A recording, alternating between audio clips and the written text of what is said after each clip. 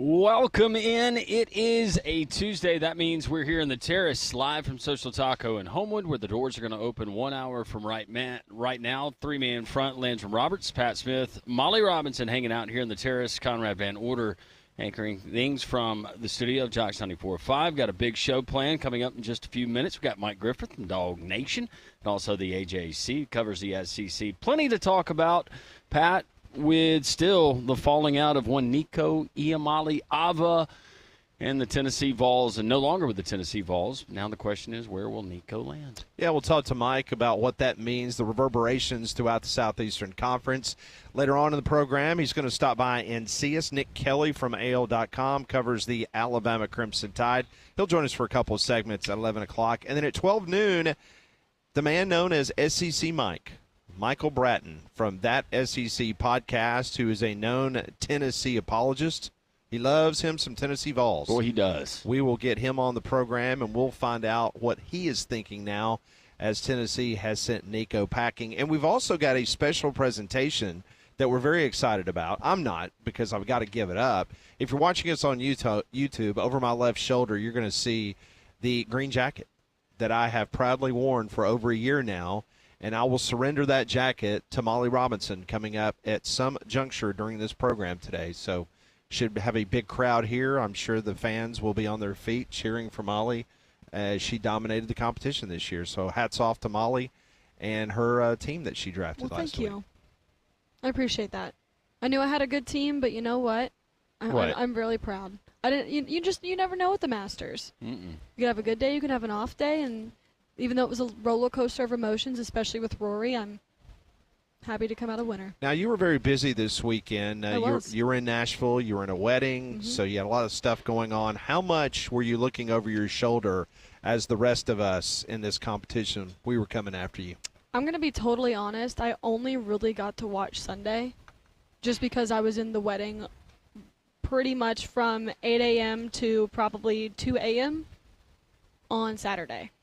So 2 a.m.? What were you doing at 2 a.m. in the morning? Yeah. Oh, you're just hanging out. Getting a tattoo? Yeah, what's going on? Yeah, I got a tattoo. Did you? On your What forearm? is it? Where is it? Yeah, we can't see it. Where is it? Oh, wow. Yeah, see it right there? Oh, that's pretty cool. That's nice. Oh, look at Officer Walt Jones in the house. Oh, good. There Now, he we've is. got some security up here thank now goodness. because we got the big presentation coming Molly up later. doesn't realize it, but she has volunteered for the pepper spray challenge today. No, I have not. So The pepper spray I challenge. will not be doing that. the tears of joy are actually not going to be tears of joy coming No, they. rolling down. He didn't Molly's double park face. by the I City Hall, did he? probably did. I brought the wife's car today, so I probably didn't. I was actually. wondering where you were parked. Yeah. So we'll have that presentation a little bit later. Can you believe she won that, Walt? That's won all that. me. Yep. How about that? Pretty good, huh? Officer Short Walt people Jones can is do pretty great happy about things. They sure can. that. He heard it on the radio, and That's he right. decided to stop in and see us. So Mike Griffith will join us in a couple of minutes here from the AJC DogNation.com. Today is also a historic day. On this day back in 1947, Jackie Robinson debuted for the Brooklyn Dodgers at Ebbets Field. He was hitless, but he did score the winning run that day. He became the first African-American to play in the modern era of Major League Baseball. So today, if you watch Major League Baseball, you are going to constantly see every single Major League Baseball team will have the number 42 on their jerseys. So that's what this day signifies, Jackie Robinson Day. And if you saw the movie Jackie Robinson, it was filmed at Rickwood. Yes. It's pretty cool. That was one of the old ballparks that they were able to use during the production of that movie. So if you've not seen the movie 42, I strongly recommend you need to view it. It's an outstanding, obviously, biopic of Jackie Robinson and the things that he went through and was able to become the first African-American to play in Major League Baseball. I was wondering, the upgrades to Rickwood Field with the dugouts, does that Take away maybe for future exclude future filming opportunities? I would think so. Yeah. Because, one thing that Joe DeLeonard and Gerald Watkins and Mike Newton, the guys from the Friends of Rickwood, they pointed out to us, those old dugouts at Rickwood was really cool, but I think that was an upgrade from even an older time. So it looked like it was older dugouts, but they really weren't. Right. If that makes sense. Yes. So, but it was pretty cool. Speaking about pretty cool, I'm pumped to talk to our next guest because I know he's got an opinion or two on this whole Nico situation. And it's Mike Griffith from DogNation.com, covers the SEC for the AJC. Joins us now on the Higginbotham Hotline. Mike, I hope you're having a good Tuesday. Well, it was, but you guys kept me waiting so long. Listen, when you get me on, we got to go. I got things to do here, guys. I can't be on hold that long. I mean, how long are you on hold? I need this in my contract. I need less than 45-second hold time or something. When you see that I am ready to go, I need to go. Well, and I apologize for that, Mike, because I know your time is money. Let's start. I don't care about your apology. Let's get the show on the road. There's people waiting to hear my opinions. Mike, you're not talking to Feinbaum here. You're talking to your friends in Birmingham who's looking forward to enjoying your property down at the beach. Yeah, actually, I'll be viewing your property in the next 3 days. So, well, I am happy to report that I have booked with Mike. Nice. Yes. Yeah. I have taken advantage of the discount. I'm hoping more people will cash in on that opportunity to save some money and take in beautiful Gulf Shores, Alabama, and I'm excited about the whole ordeal. Really, I'm excited. You know, I think I'm one of the few people excited right now about spring football because we're on the verge of the portal opening up. We're on the verge of the House versus NCAA settlement. I mean, I'm looking forward to some clarity in college football this week, you know? All right, well, let's talk about that clarity, as Tennessee has made it perfectly clear that they need to find them a quarterback. Just your thoughts on how that played out last week with Nico. Well, you know, we're kind of on the back end of it, but I guess where my mind goes is why was this negotiation not settled yet? I mean, I don't know all the details, but if I'm Tennessee or I'm Josh Heupel, the first player that I've got to make sure I've got under contract that's happy with his deal, that I'm on the same page with, is my quarterback and his family. I mean, I hear tell one coach that even moved a quarterback's family closer to the university. I mean, but you've got to do what you've got to do to take care of your quarterback, because that's where it all starts. Next to the head coach, the quarterback is the most important component on a football team. That's just where it's at, probably now more than ever. So if you're Tennessee and you've had to negotiate for Nico to begin with, right? You had to pay, $8 million because you had to secure this elite high school talent. Essentially, Tennessee set the market. They were the first ones to pay this much money even before the NIL era had officially kicked off, right? So they set the market. So you bring the kid over. He's this prospect that's brewing. We're hearing about him. He has an electric arm. He has mobility, has toughness. Kid took an unbelievable beating against Ohio State. Took a beating, and which I had more respect for him after that game. I know the stats weren't good. I know the score wasn't good, but I watched that quarterback take a Freddie Kitchens-style beating. And that is some rarefied air when we talk about quarterbacks that took beatings for their program. Because Freddie used to take some beatings. You guys remember that. He took some beatings, man. He was tough, a kid from Etowah. Man, Freddie Kitchens didn't get any tougher. Nico was tough. He took a beating. I said, wow, man, this kid's losing this game. He's got nothing. And I said, man, this kid, this is dangerous. When you got a quarterback that can take a beating and keep getting up like that, that's Jay Cutler. You know, that's some guy, he'd come back and beat you. You can't knock him out of the game. So I'm thinking everything's fine. I talked to Heupel last season. What about the money? Oh, no, they love him. Money's not a factor. Okay, well, the head coach says he's good in the locker room. I'm watching him. You know, he's taking these beatings. I watched Tennessee beat 2 of their 3 rivals. That doesn't happen a lot. They don't beat 2 out of 3 often, but they beat Florida. They beat Alabama. He's the quarterback. They get in the playoffs. They're one of only 3. Well, people say his stats are this and his stats. I said, listen, don't tell me about stats. I used to cover Alabama football. Stats don't matter for a quarterback when you're winning games, especially when he didn't have the supporting cast that Hendon Hooker had, right? I mean, I see guys making great catches. They say, oh, but Tennessee had this running back, Simpson. I said, oh, you mean the guy that tapped out and took himself out of the Georgia game when things really got tough? You mean that guy? You're going to tell me that was the reason they were winning, the guy that takes himself out of a game against Georgia when the chips are down? Not the guy that's getting his ass beat against Ohio State and getting his neck twisted and his arm behind his back. Not that guy. The running back that takes himself out when the going gets tough. That's the guy you're – okay. No. So So you might be able to tell I'm a little irritated by the revisionist history going down on Nico right now, on what I saw on the field, okay?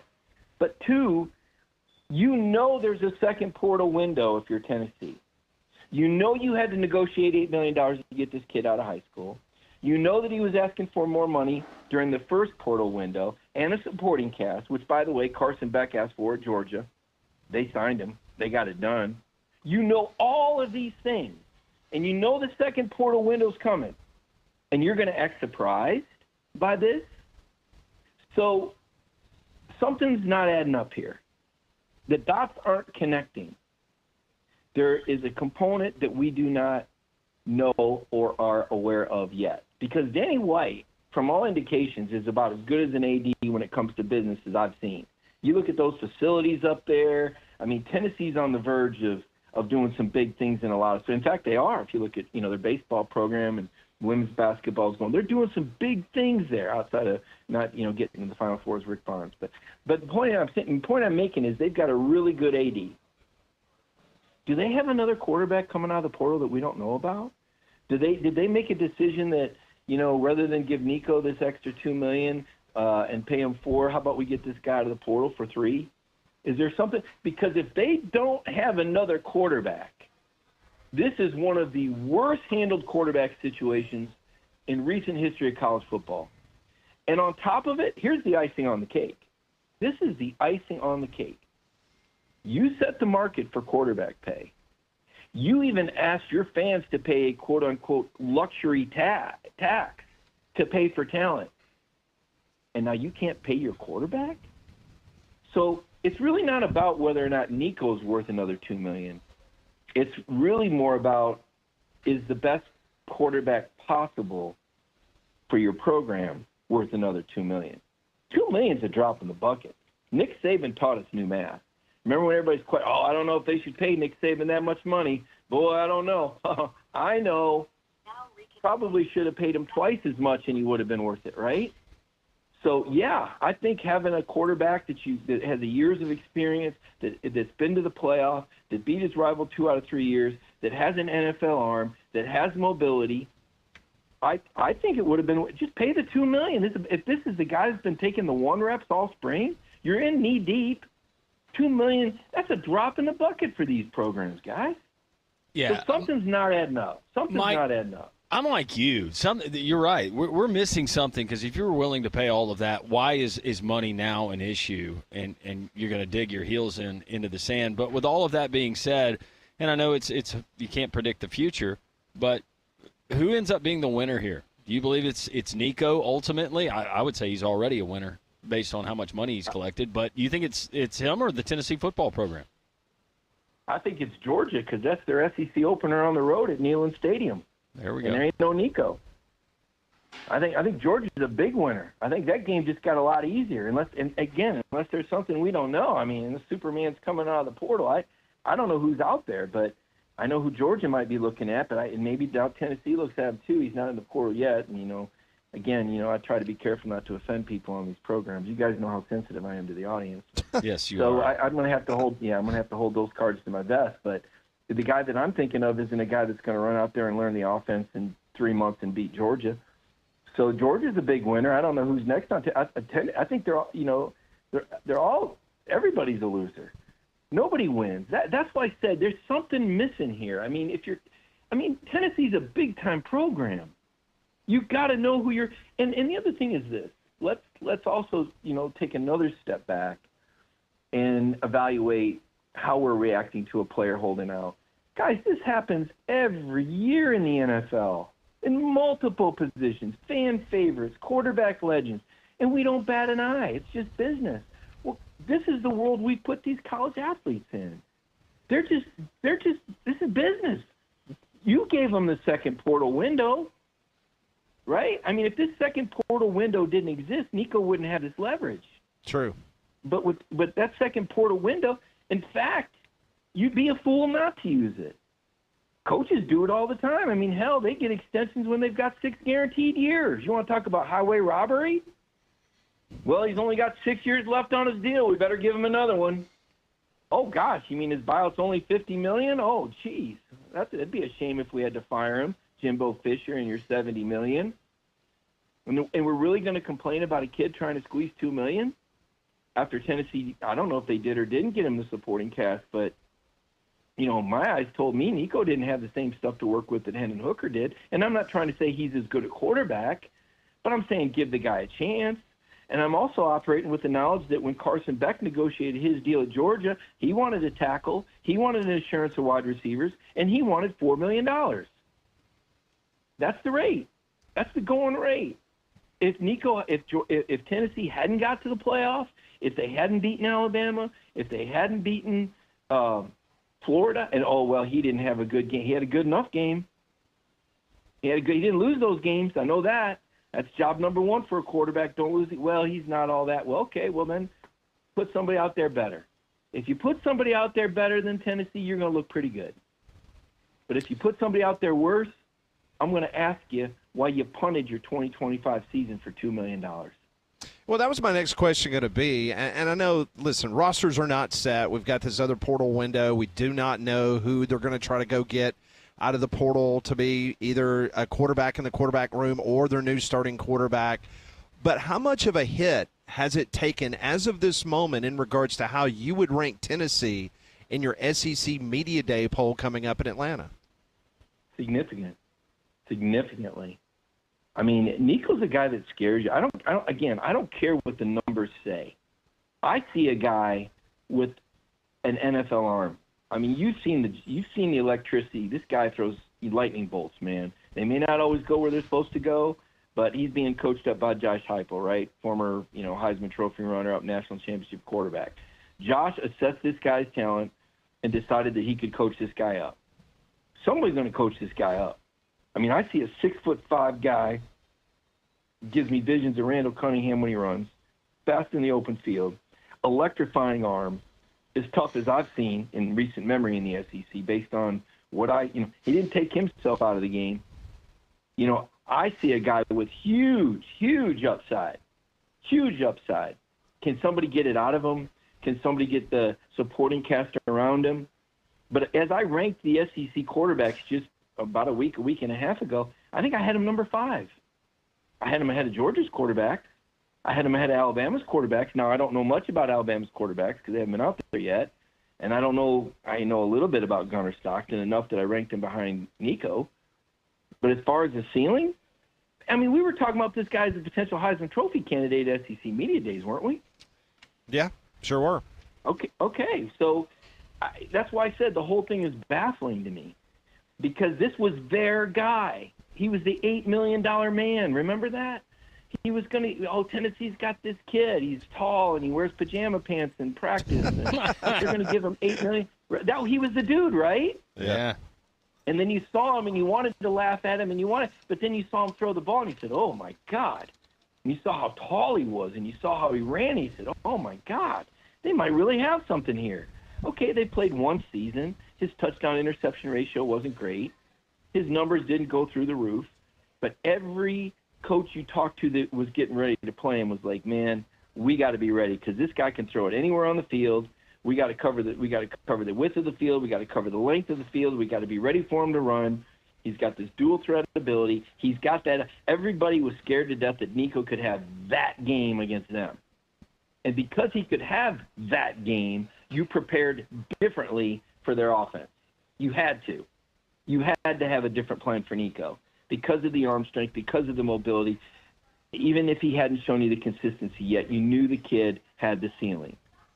So I'm not seeing it now. There's a lot of revisionist history going on. Well, he only completed so many anybody could have won that game. No. We've been down that road, Tennessee.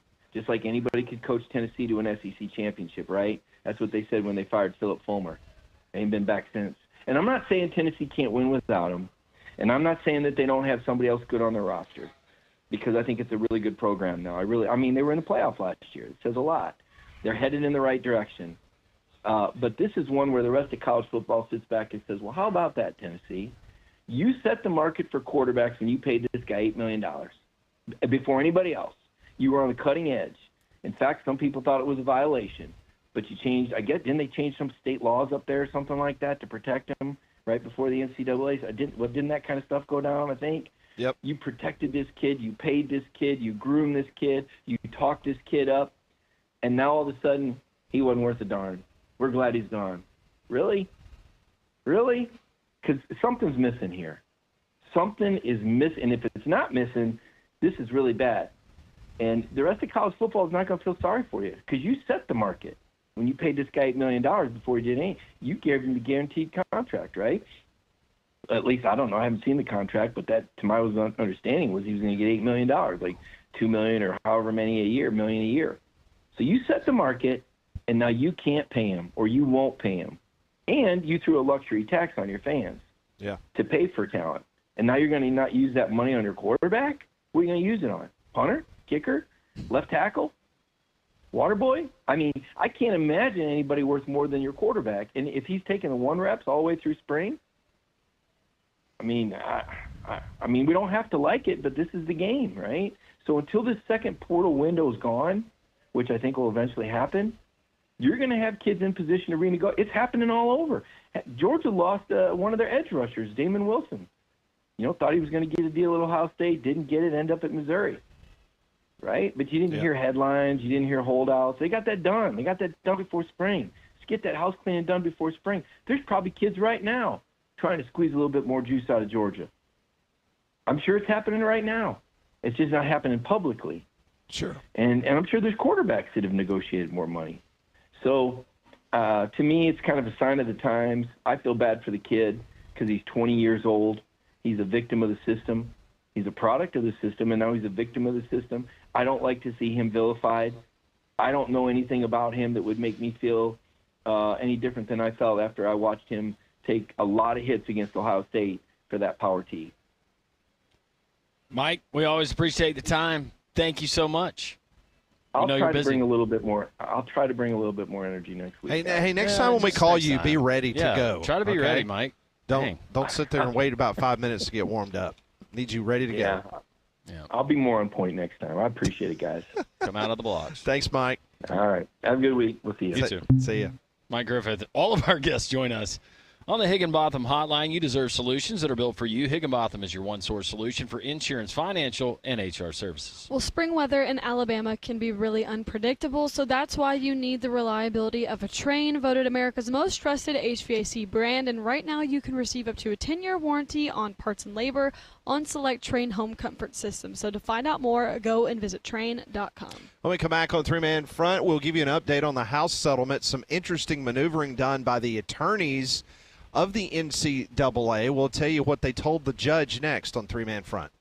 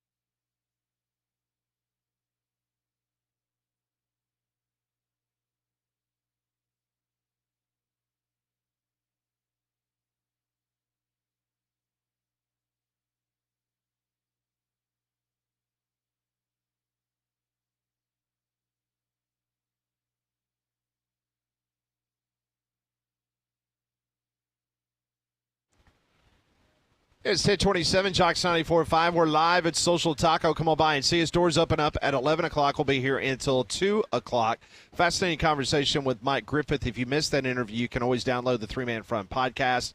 Take us wherever you go. Download the Jocks 94.5 app. I do have an update on the House settlement. You remember it was about a week ago when the judge had her infamous 7+ hour hearing in which she basically told the NCAA attorneys, hey, these are the problem areas that I have. I think this roster limitations at 105 starting out immediately, that's a problem. You need to adjust that. Here's some other areas that I have concerns. So here you go. I'm punting it back to you guys. You guys take it, look at it, give me something that I can rule on, okay? So the NCAA last night, they decided to file some briefs, and all of a sudden they have now decided to play a game of chicken with the federal judge. And what am I referring to? Roster limits.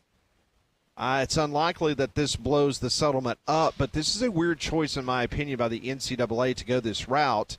Basically, they're telling Judge Wilkin that they're not changing the roster limits to grandfather in for the current players if they lose the spots. They argue that roster limits are ordinary and lawful in all sports. It's just a weird... If it's something that the judge has immediately pulled out last week and said, you need to adjust this, they didn't even come back and say, okay, let's kind of let this kind of ease into the 105. Yeah. You know, whereas right now you can have as many as you want.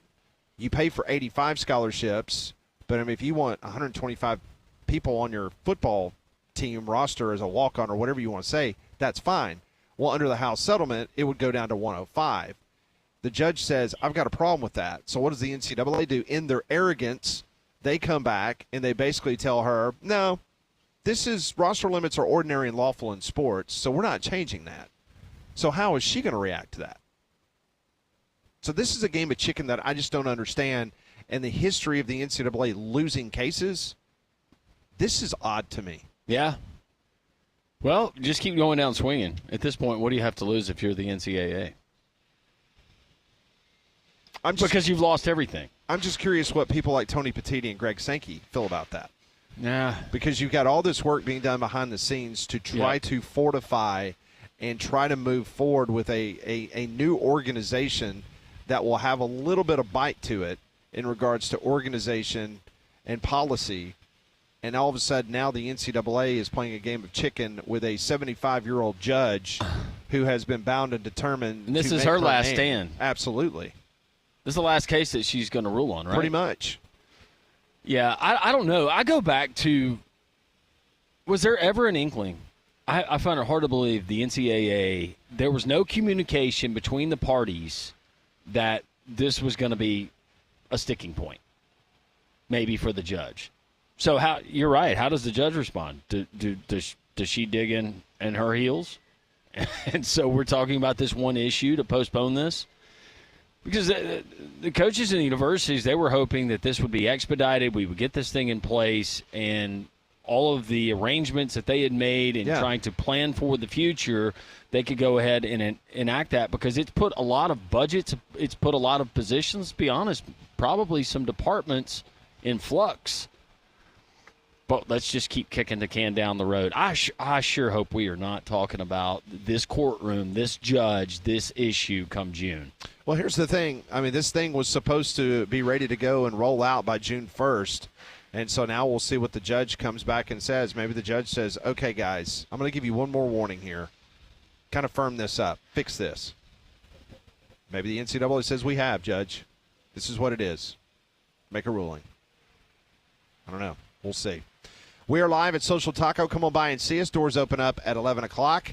Later on in the program, we'll have our special jacket presentation that you're watching on YouTube right over my left shoulder. We've got police officers here on standby to make sure that there's no riffraff coming in here. Nobody urinates in Ray's Creek. Yes, we're going to make sure that nobody urinates in the Homewood Fountain out in front of the City Hall. Make sure that doesn't happen. This is Three Man Front on Jocks 94.5.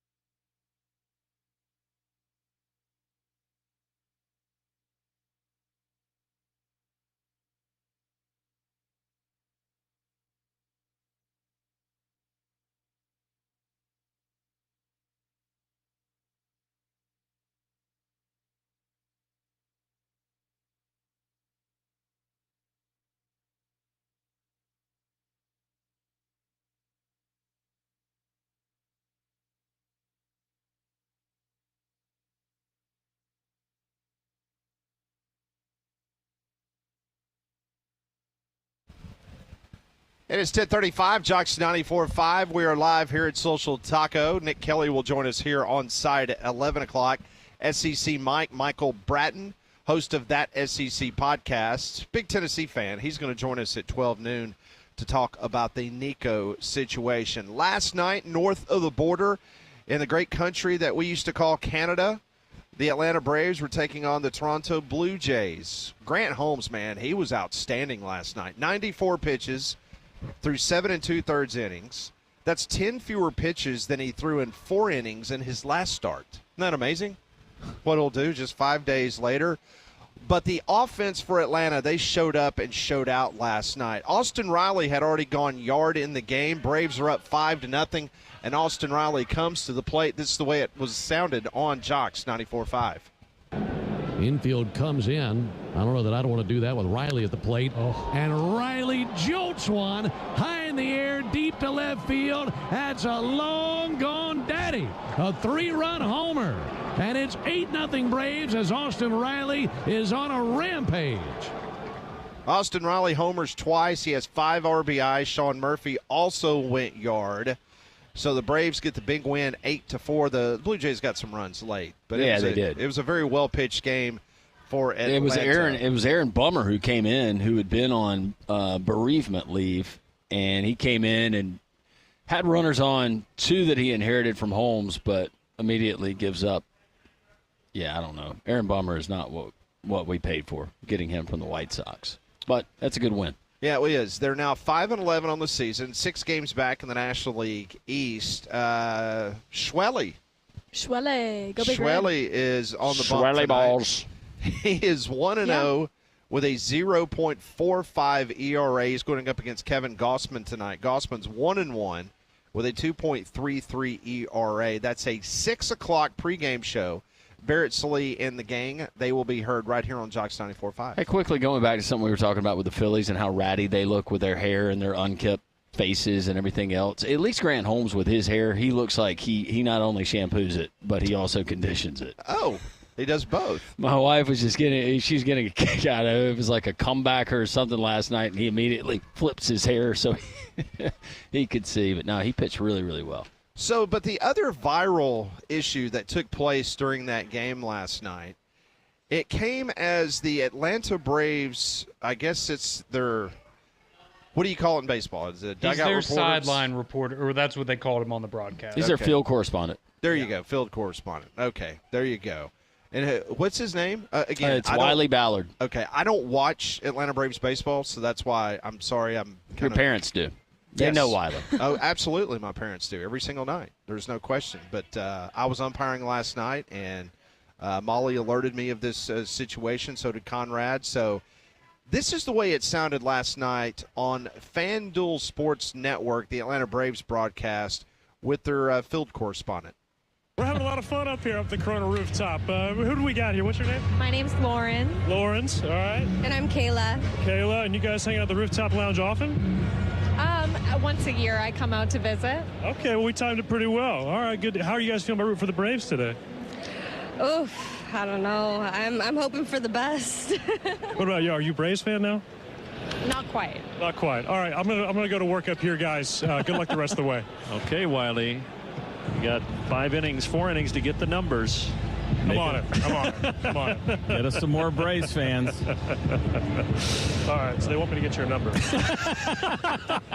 They want you to get my number. I'm dead serious. They're saying in my ear right now. She didn't believe me because she thinks you guys are not. I'm making this up. Even if you guys weren't, I might use that in the future. That's actually a pretty good move. This is unbelievable. So the best part of this right now is that Wiley could totally be faking it. This might be the new move. You just walk around with a FanDuel microphone and an earpiece in and convince fans that they're actually on TV. I should have thought of this years ago. I am speechless. I got the number. We're good. So that's the way it sounded. Obviously just having some good, clean fun, right, during the broadcast. Yeah, but they showed it. So I was watching it, and they showed her putting her number in his phone. Okay.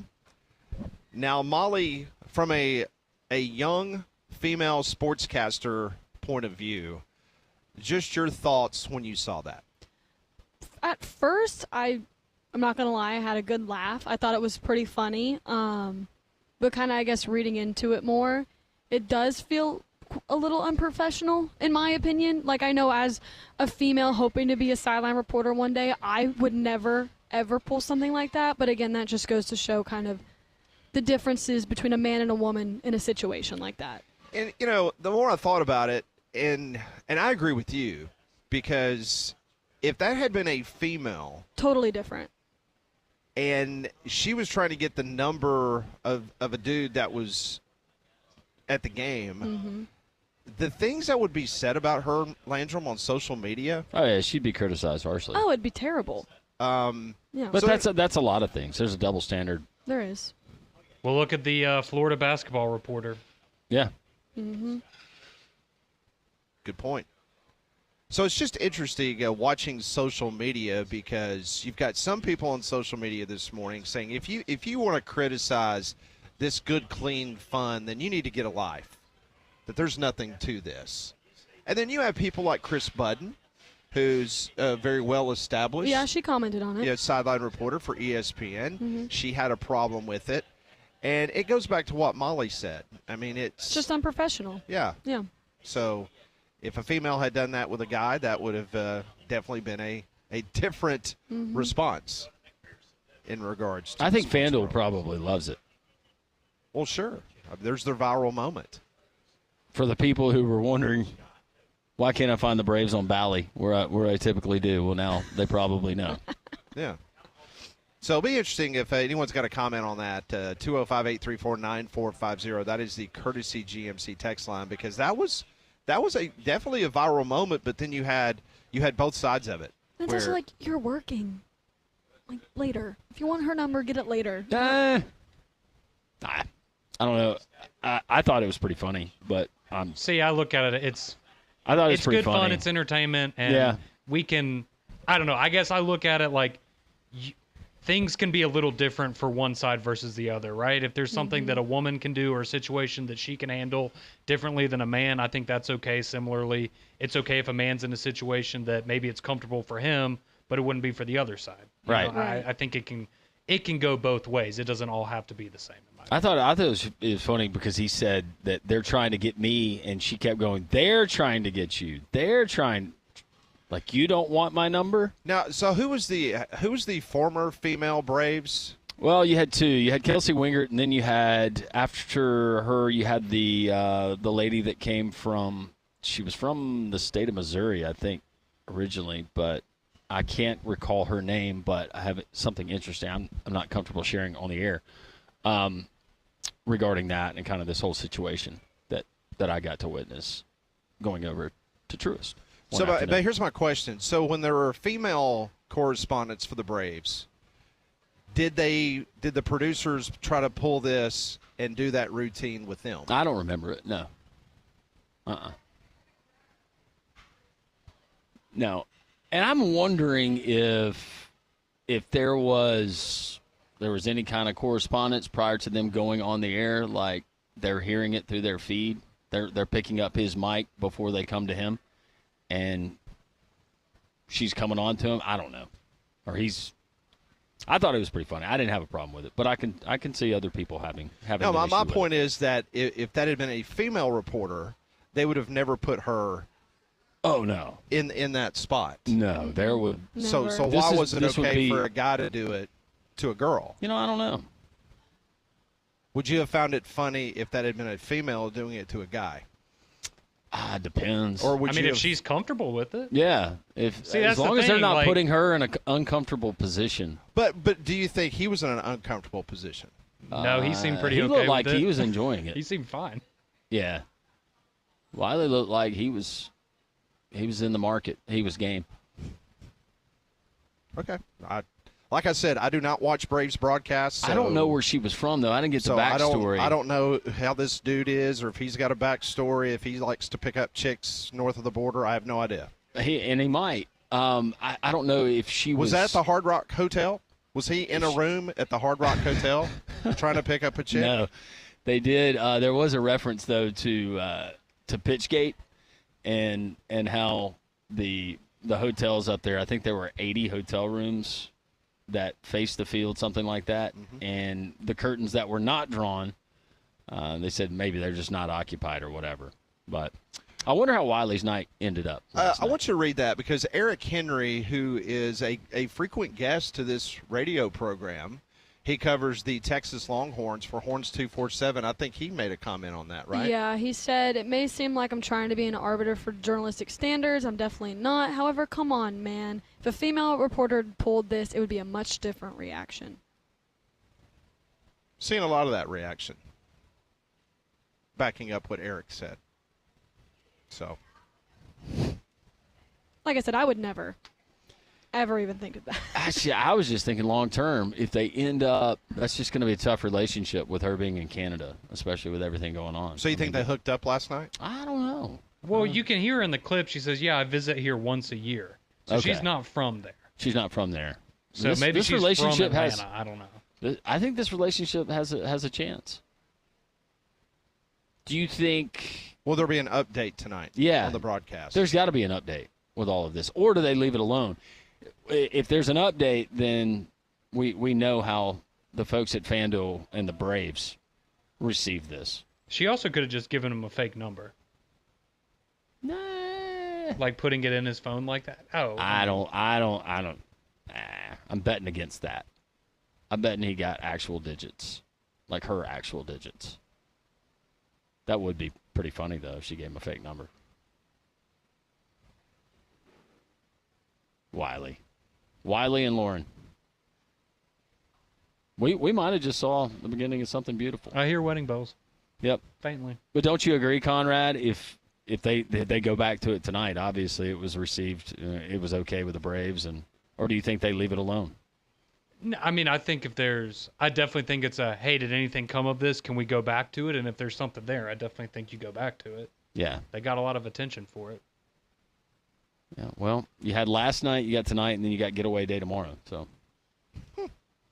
go and treat her to lunch there in Toronto. Fun times. We continue here on Three Man Front. We're live from Social Taco. Don is here. Officer Walt is here as well. The doors are going to open 13 minutes from right now. Come and enjoy all the great things and the new menu items we'll tell you more about. Three Man Front, live from Social Taco in Homewood on Jocks 94.5.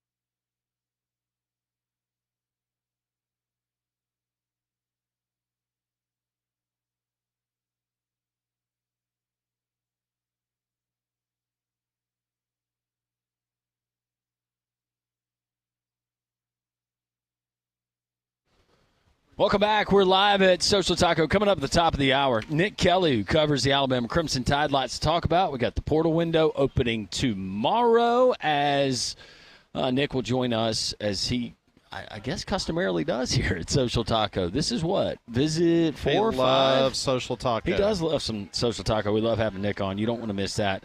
Coming up at the top, we have SEC Mike coming up at noon as well, and he will rant, I'm sure, about Tennessee and how bad Nico and Nick Iamaleava are. So you don't want to miss that as well. How about Social Taco?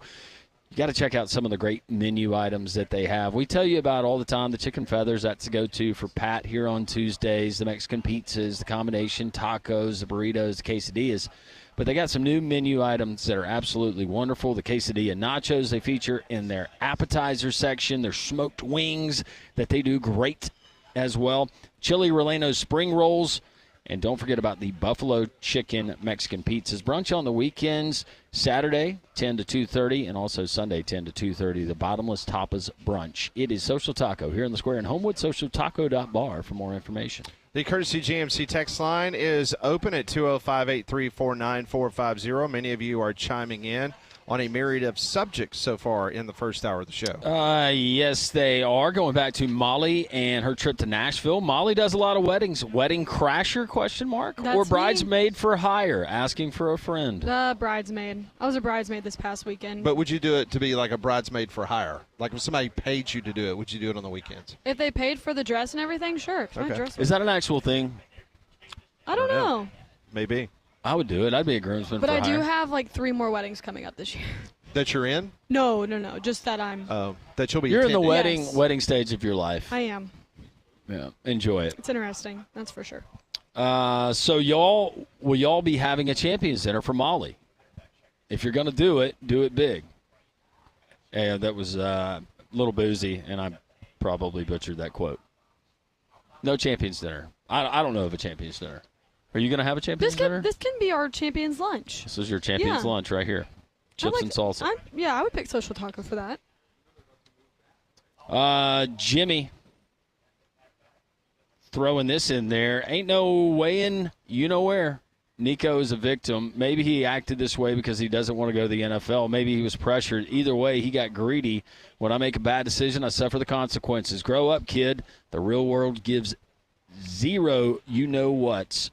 Mike Griffith is completely wrong here, in my opinion. Yeah, I've gotten some texts from folks. They did not take too kindly to his comment about Nico being a victim. So that was interesting that Mike brought that up. JJ on the Wiley Ballard Braves FanDuel broadcast last night where he appeared to get a phone number from a female. They're in attendance. JJ says off with his head. That might be a little bit too extreme. Jake chiming in and says, no problem with Wiley Ballard. Shoot your shot, player. If a female wants to do it, too, more power to her. And the fake number theory that's out there, this text reads, I think the fake number story could hold some water. I had a female friend that would put the local non-emergency police department line in guys' phones when she was asked for numbers.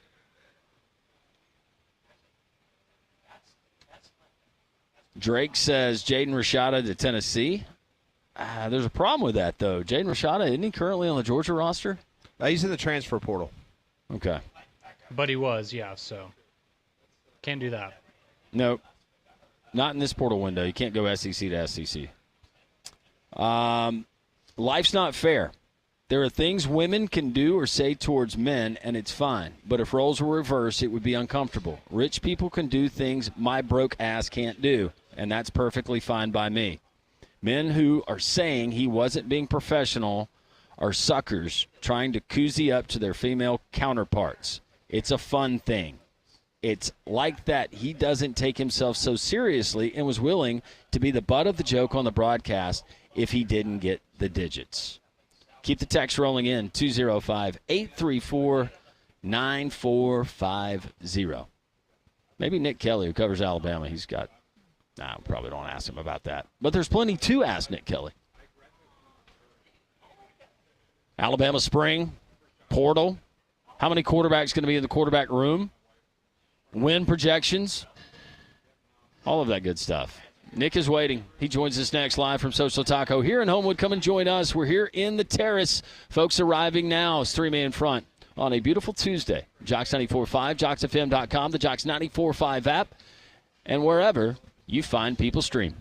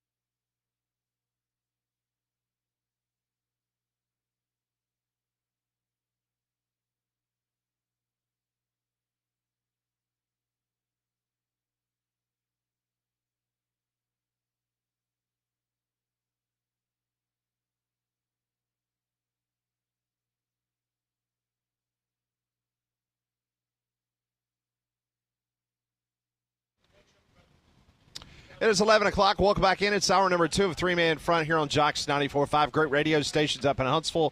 The UMP down in the capital city, Montgomery, Jocks 740. Thanks for tuning us in on an absolutely gorgeous Tuesday. We're here at Social Taco. Brand new menu. Made its debut last week, and I've already heard a bunch of people raving about what Taylor and company they have done with this just incredible wonderful menu. Yeah, in addition to all the great things I already had, the smoked wings, the chili rellenos, spring rolls, the quesadilla nachos, and something I tried before they put it on the menu, and Taylor let me test it, the buffalo chicken. And when you think buffalo chicken, it's inspired by buffalo chicken, but it's not your typical buffalo chicken Mexican pizza. But not only that today, but it's a Taco Tuesday.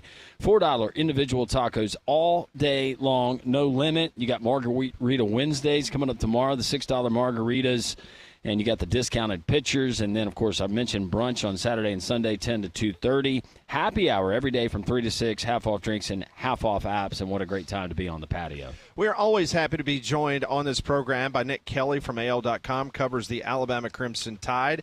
I was able to twist his arm to come up to Social Taco. Such a terrible place to do an interview, Thanks, right? Nick. there could be worse places. And frankly, it's good for me to get out of the house. I think my wife thinks I get a little stir crazy if I'm stuck too long in my office. So good to be with you guys. Well, and think about it, because it's probably a really good time for you to get out and get some fresh air, because based on the fact that the transfer portal is going to officially open up for the football players coming tomorrow. So let's start there. Do you anticipate that this is going to be a general average year in regards to guys going in the portal and Bama shopping? Do you think it's going to be a little bit more? What are you hearing? What's the pulse right now? I think it's going to be average, and frankly, I'm going to be surprised if they add much. Just because at this point, a lot of their roster is in a pretty good spot relative to, I mean, sure, you can always upgrade a lot of positions, but you got to go spend big money if you want to go from like a good player to like a blue chip player, a great player. So I just don't foresee Alabama necessarily being big spenders in this window. I mean, of course, maybe you could fill some depth, but even depth is expensive. I mean, that's what's so crazy is that, yeah, maybe Alabama could use some, say, defensive line depth or something, but defensive linemen are expensive to get. So I really don't anticipate them being super active. I think Kalen DeBoer, he talked about that they're being opportunistic, and they're obviously not just sitting back on their hands and not doing anything. But I just don't think that this is the window to look at. I think the window almost every year, if we stay in this calendar, which I hope we don't, but if we stay in this calendar, is going to be that winter window that I think Alabama will be more active in terms of adding maybe bigger name guys. Nick, I would love to get your thoughts on Nico Iamaleava and what happened there at Tennessee. And in your time covering Alabama, maybe not to that extent, and circumstantially it could have been different, but anything like that you have witnessed or learned about there in your time covering the team? Yeah, I think, frankly, my reaction to the Nico situation was I was kind of surprised that it took this long for us to see a situation like that. These negotiations that was publicized. That was publicized, right. That's my point, is that these negotiations are always happening. I mean, that's the thing is right now, because there aren't many guardrails. Take a drink, because I dropped one of the terms. I could say Wild West. I'll answer that next. But with the guardrails not in place of this is the time of year when you sign deals, this is when it ends. Negotiations are happening all the time, and guys have, say, a good season, and they go into the bowl game or they go into the playoff. Hey, I want more money. And places are like, well, why are you asking now? And so there's just kind of an odd back and forth right now where the timing can be weird. And so it's surprising that we haven't seen a holdout situation like this, because I think it was inevitable, and now it's happened, so the first big domino has fallen, so to speak. Nick Kelly joins us from AL.com, covers the Alabama Crimson Tide. I'm going to go back to something he just said a moment ago about the transfer portal. You know it's going to be a big next 24 hours because he's sitting here with 2 cell phones. Wow. I just noticed that. I mean, this is like Adam Schefter over here. So, I mean, look at him. He's got all these cell phones. Is that the burner phone? I can't publicly comment. No, it's just my work phone. It's definitely your burner phone. It's just my work phone. I mainly just use it for a little bit of just sanity of keeping work emails on this phone, and then this is my personal phone. It's actually very, very smart. It's not quite as like Adam Schefter impressive. Like, I'm not fielding calls on both phones. You know what's going to happen in about 6 months? We're going to see that Nick Kelly is raising money for his high school in the state of Minnesota, and he's going to be auctioning off one of those cell phones. No, what's going to happen is Kalen DeBoer is going to look at his phone and go, why is Nick Kelly reminding me to pick up milk from the store? It could be easily conflicted, but luckily one's a Minnesota number, one's an Alabama number. So there you go. I do keep a little separation of church and state there. Very, very smart.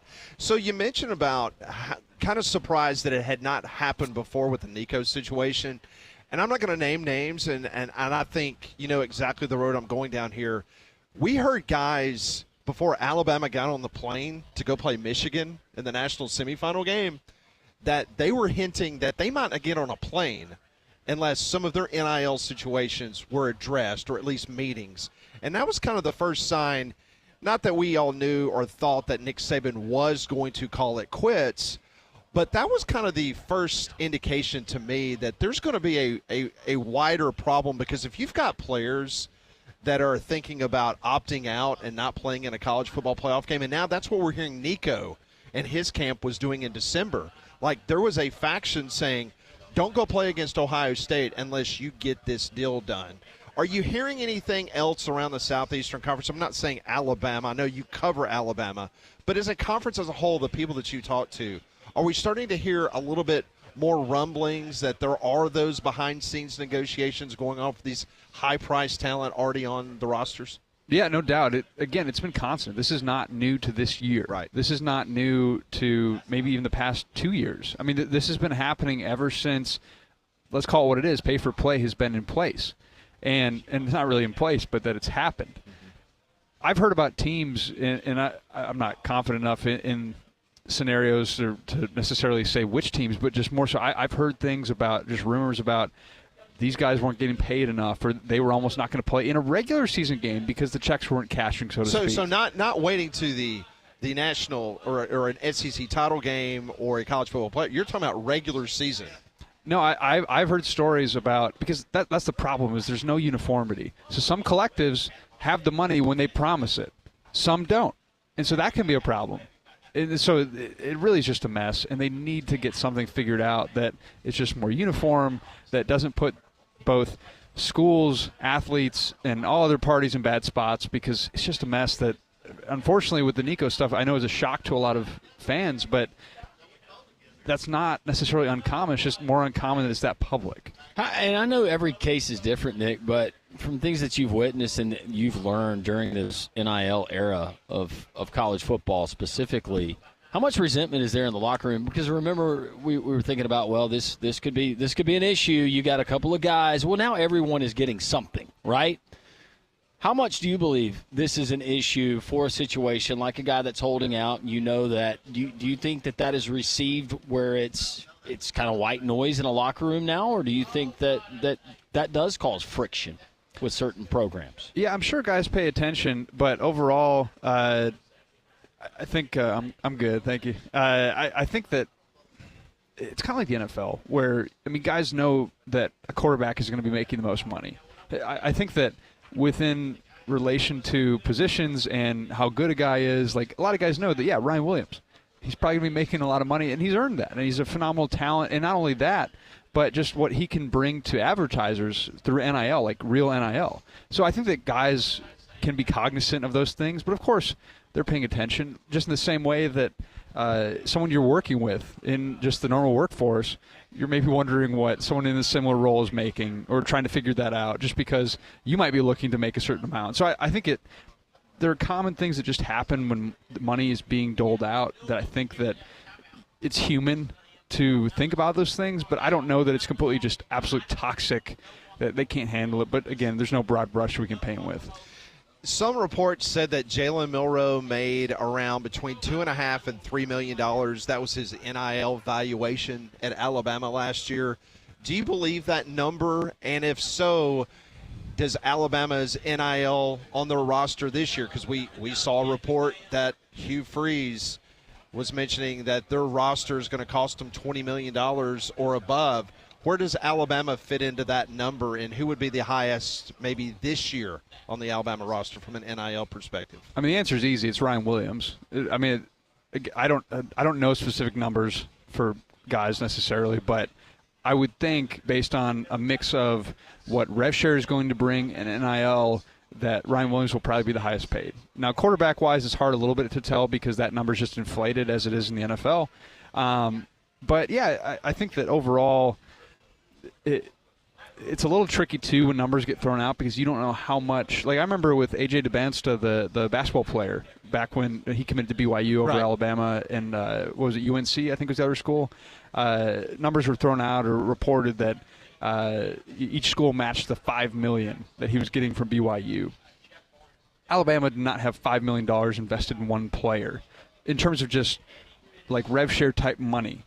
But some of that number can be packaged together of, and I'm just talking macro, not just with AJ, but these numbers can be, okay, this part is rev share, this part is, as of right now, pay for play. This part of that package is like, we'll get you deals with this company and that company. Kind of facilitate deals with whoever that would bring money to the table. Right. So like the numbers that are thrown out, you kind of have to suss it out a little bit more. It's kind of like NFL contracts to an extent too, of how much is guaranteed, how much is not. It's kind of, in a different way, you have to try to figure out how much is just straight up what will now be rev share and how much of that and part of the cap, and how much of it is the collective saying, hey, we're going to get you a deal with, let's just say, Nike. I mean, that's not necessarily what's happening, but just to pick a company that we'll get you X amount of money with. So it's kind of interesting kind of how those deals come together and those numbers are put together. Without asking you who, at midnight tonight, we know that the transfer portal, it officially opens. How much of Alabama's NIL could be freed up tomorrow? That's a good question. I haven't thought about that. I mean, again, I just don't see them being – I don't think they're going to necessarily lose – much talent that they expect to have, if that makes sense. Yeah. I mean, there will be names that enter, right? I mean, it's just natural now every year. You're going to have guys who go in the portal who either have been told that, hey, this is what your role is and we understand if you want to move on, or if they're like, hey, I want to move on. So I think you're going to see guys go in the portal, but I would be surprised if there are 1, 2, or 3 even players that Alabama would want to keep. Again, it's so hard to tell in this portal era, as we're seeing with the basketball team right now. But to me, I would not expect this to be the most volatile or upsetting transfer portal. Now, of course, I could be totally wrong, and then fans could be mad at me for saying that or trying to relax them. But I genuinely think like the most volatile time in the portal right now is that December window when you have guys leaving and just bags being thrown around. Because, yes, you can kind of complete your roster now, but teams are trying to build their rosters back in December before you go into the spring. Because if you have a spring, I mean, that's where Nico's going to be a disadvantage. Is he's going to go somewhere, and he's not going to have had a spring with that team. So you want to try to get your guys in December. I think Alabama's have that mindset, and they'll probably lose some guys, but I'd be surprised if it's anyone of significance. Nick Kelly joins us from AL.com. He'll be with us another segment or so here on Three Man Front, talking all things Alabama. Were you surprised yesterday what Ryan Grump said at the end of his press conference in regards to the quarterback situation, basically saying if we played tomorrow, Ty Simpson's our starting quarterback? It was quite the scenario because I started the press conference asking about quarterbacks, and he gave kind of a neutral, similar answer to what they've given all spring. And then at the end, he kind of works his way in slipping in that comment, and he basically walked off right after that. And it was kind of like a mic drop. He just walks, it's like, wait, what? And then Kane Womack walked out like a minute later, and he kind of joked. He's just like, I'm surprised any of you guys are still here after that. And to be honest, in all fairness to Kane, I was pretty much just like trying to quick write a post about what Ryan Grubb just said, so I had to go back and watch Kane's press conference because I was kind of a little preoccupied mentally. It was surprising. Not that it was Ty. It's just surprising that they made any kind of comment. That they admitted it, that a coach would say that this day and time. Yeah. Right, because I would have thought that there's no advantage to saying anything like that right now. Especially 2 days before the portal opens. Yeah, right. Especially because you want to try to keep your quarterbacks. Kalen said they hope they can keep all 3 quarterbacks because they will need to have 3 scholarship quarterbacks. Well, and to be fair, you're right. You kind of got to string them along a little bit. Yeah, no, I mean, it's a balance because you want to be straight with them, I think, if you're a coach, but also because you don't want to be dishonest. But you have to be smart. Yeah, you have to be smart. I mean, there's strategy that goes into it. But I think the more I thought about it, I think it was important for them to give Ty a little bit of praise, a little bit of – because he is at the front right now. Like, let's not pretend that they're all on exact even footing because that's just not the case. And I think that with all those comments about the fact that they're kind of close, I think that Ty needs to hear maybe a little bit that deserve or get what he deserves. He has done pretty well and he has been solid and he has made good decisions. And I think that was a case of giving him a little bit of love heading into the summer because he's earned that. I would love to know a little bit more about Ty Simpson if he is going to be the quarterback. And I know he's been around the program what seems like 20 years now, but is based on what you've witnessed, his personality, kind of how he carries himself, is he one of those guys is he fiery? Is he kind of just middle of the road? You have to remind yourself that he's playing quarterback. What is he like? Well, I haven't spent a lot of time around him just because we haven't had much of a chance to talk to him, not as the starting quarterback. So I don't want to speak like I'm an expert on what he's like. Sure, but just what you've seen. Yeah, I mean, I think he's grown into a leadership role, and he's grown in his maturity, too. I mean, that's the thing. We look at, remember 2 years ago, he was in competition with Jalen Milroe. I don't think he's the same guy as he was then. I don't think he's the same guy in terms of the quarterback he is, but also I don't think he's the same young man that he was then. So I think he really, you can tell, has garnered respect from his teammates and matured, and he's now in a much better headspace, I think, and just presence-wise to be the guy now. Not that, again, competition's not over, but if it continues this way, it makes sense because he has seen that improvement overall, and I think he's a coach's kid, so all that comes with that, he's kind of he brings that mindset and just that respect and mentality. But even seeing him sign autographs, he's a Tennessee kid. You kind of see like just that Southern charm, respect. If I'm putting it the right way, I don't want to misconstrue it as someone who's not from technically the South. Maybe what folks admire, but I think he's got a really good Southern presence about him. That is Nick Kelly. He's going to join us for a few more minutes here on Three Man Front. We're live at Social Taco. Come on by and see us. The terrace is starting to fill up, so come on by and get a bite to eat and join us here on Jocks 94.5. More of Nick Kelly from AL.com next on Three Man Front.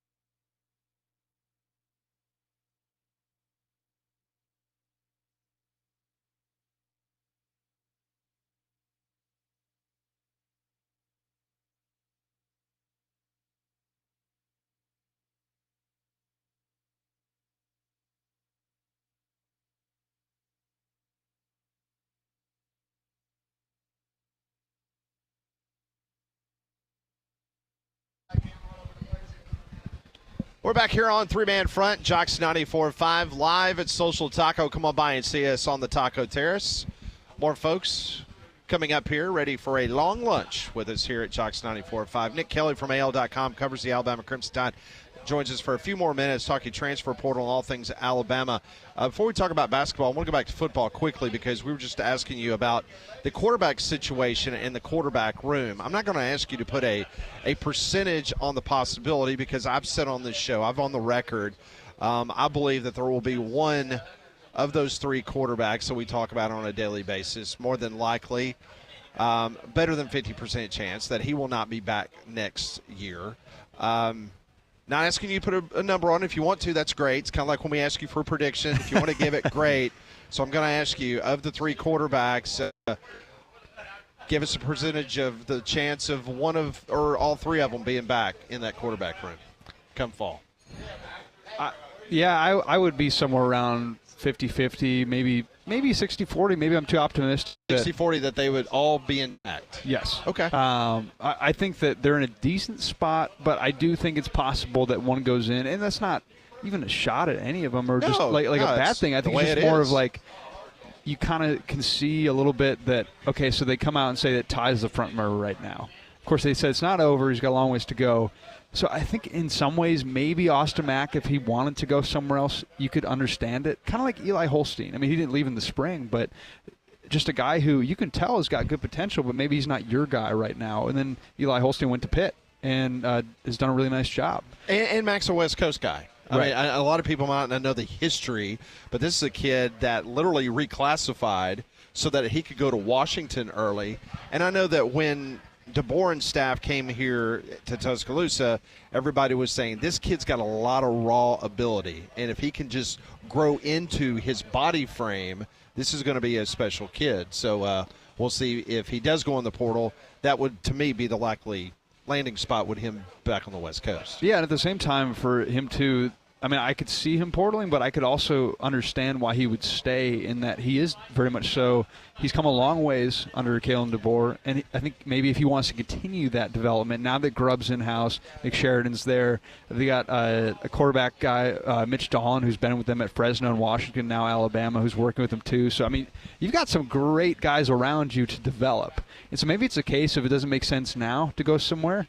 Maybe it's a case of you continue to develop and you stick it out this season, and next year you see what the quarterback situation is like, and you maybe decide to portal then, or you decide to stay and compete. So it's hard to know. You can see multiple sides of it, but if a guy's going to portal, I would guess it would be him. I'm like you. If it's a no-brainer to go back to the West Coast and it's a Power 4 school and they're offering whatever financially you feel like or your camp feels like they deserve. But, again, December portal window, if you work through this season, maybe you kind of refine some things, then potentially there's some SEC schools, and we know what they pay for quarterbacks, where you could kind of stay in that pocket. So, yeah. Exactly. I mean, in this window, he can't go to the SEC, or him and anyone couldn't go to the SEC because – You can. You're just not going to play. Right. And so why would you? Yeah. I mean, maybe there's some scenario, but I do think that it makes sense.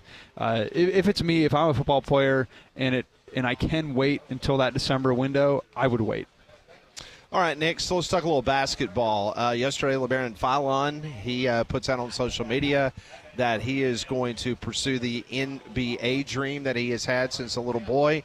Your thoughts on him going in there? Was it a surprise, and what's the current status of the Alabama basketball roster? Was not a surprise.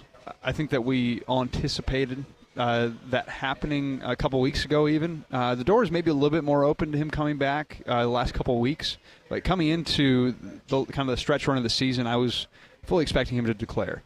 Now, I did anticipate him maybe publicly saying that he would be leaving his options open to come back to school. But I think at the same time, I mean, he's in a really good spot. Like, he could get some great feedback, and he'll see what that feedback is. But, there's some thoughts that he could be a first-round pick. And if he is, go out for the draft. I mean, live your dream, so to speak. And so I understand the decision. Of course, it stinks for Alabama if he does, in fact, stay in the draft and not come back to college. But I think it could be a great move for LeBaron. And, I mean, it doesn't help this year's roster, but another guy in the NBA wouldn't be such a bad recruiting tool to have in the mix. So the roster's in a spot where they've got 10 scholarship guys right now. and we'll see how they kind of close it out. I don't know if they'll go to 13 because the last 2 years they've gone to 13, and we've seen Chris Parker and Nas Cunningham redshirt the whole season and then transfer somewhere else. So I don't know if you want to spend that time developing someone else's player.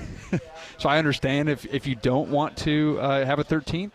So I would guess that they would add probably 2 more guys, and we'll see at what positions. How much of a shocker was it for Mo Diabate to take the money that Kentucky was reported to have offered, and any other departures that surprised you? Well, to answer your question specifically, not a shocker that he took the Kentucky offer, considering the money that I think he took for that offer. I mean, Kentucky's been big spenders, right? And which makes sense. I mean, it's a true blue blood. That's their sport. Like, it's not surprising. And I think if you would ask me going into the end of the season if Mo Diabate would be back, I would have said, I think that would have surprised me the most, I should say, of the guys who have left, that he's gone, if that makes sense. So I would have. I don't know that I would have guessed he would have been back. I'm less surprised that the other guys are not back than he is. Like Jaron Stevenson. Jaron Stevenson, like I expected Darian Reed to be gone. Now, that door was opened a bit more than I thought it was going to be of him coming back. Like, I just didn't think that everything that I had heard going into the last couple games was that, yeah, Darian's all but gone. Then there's maybe a shot he was going to come back more than I thought the last couple weeks has transpired, but he still did what I thought he was going to do in portaling. Jaron, same, different scenario, but just I thought maybe a fresh start would be good for him. And he gets to go home to Chapel Hill, UNC. And then LeBaron, I always thought he would go to the draft. So, yeah, Mo Diabate I could have seen coming back. That would have made sense. And I think Alabama would have liked him too, but at a certain point, for a guy, and don't get me wrong, Mo Diabate is probably my favorite player to watch on the team. I mean, he's so much fun to watch just play basketball, just a gritty player. You guys know, you've seen him play. But at the same time, I don't know if he's a starter for you. And so are you going to pay him big starter money? I'm not sure. So I wish all the best to Mo D. I think that he did some great things, and we'll see how it works out for Bama. Final question on the basketball situation. All right, so Holloway's coming back. So Philon's gone to the NBA. So I assume they're gonna have to find another point guard in the transfer portal. Any rumors? Any thoughts on who they might be looking at? It's been kept real quiet, so it's been a little tricky to figure out exactly who. And I understand why they would do that, because you don't want to let other people know who you're looking at. And we'll see. I mean, I don't know. I think we all go back to the default of, hey, these guys need to fill these exact positions. Like, this is an exact type of player that has to be. Positionless basketball has become more and more of a thing where, now, if someone's got to distribute and someone's got, I mean, in terms of being a point guard, but it's not maybe as rigid as it used to be as to what that looks like. So maybe we see him at a guard, maybe we don't. Maybe we see them at a traditional point guard, maybe we don't. I mean, they have guards, so we'll kind of see kind of how that plays out. But I just think they add at least 2 more players. I just don't know the exact type that they add. What about the 7-foot kid from Bucknell? Noah Richardson, is that right? Williamson. Yep. No, I'm intrigued to see that. I mean, it's not often you have a guy that length and that height, especially if you can get Sherelle and him on the court together. I mean, that's 2 towers there for some good defense, some good offense. So, yeah, I'm intrigued to see him play and see kind of how he does going from the Patriot League to the SEC. Yeah, should be good. That is Nick Kelly. You can follow his work at al.com. Always appreciate seeing you. Thanks for coming up as always. Always have fun coming, and thanks for having me. And hope are you going to eat something or no?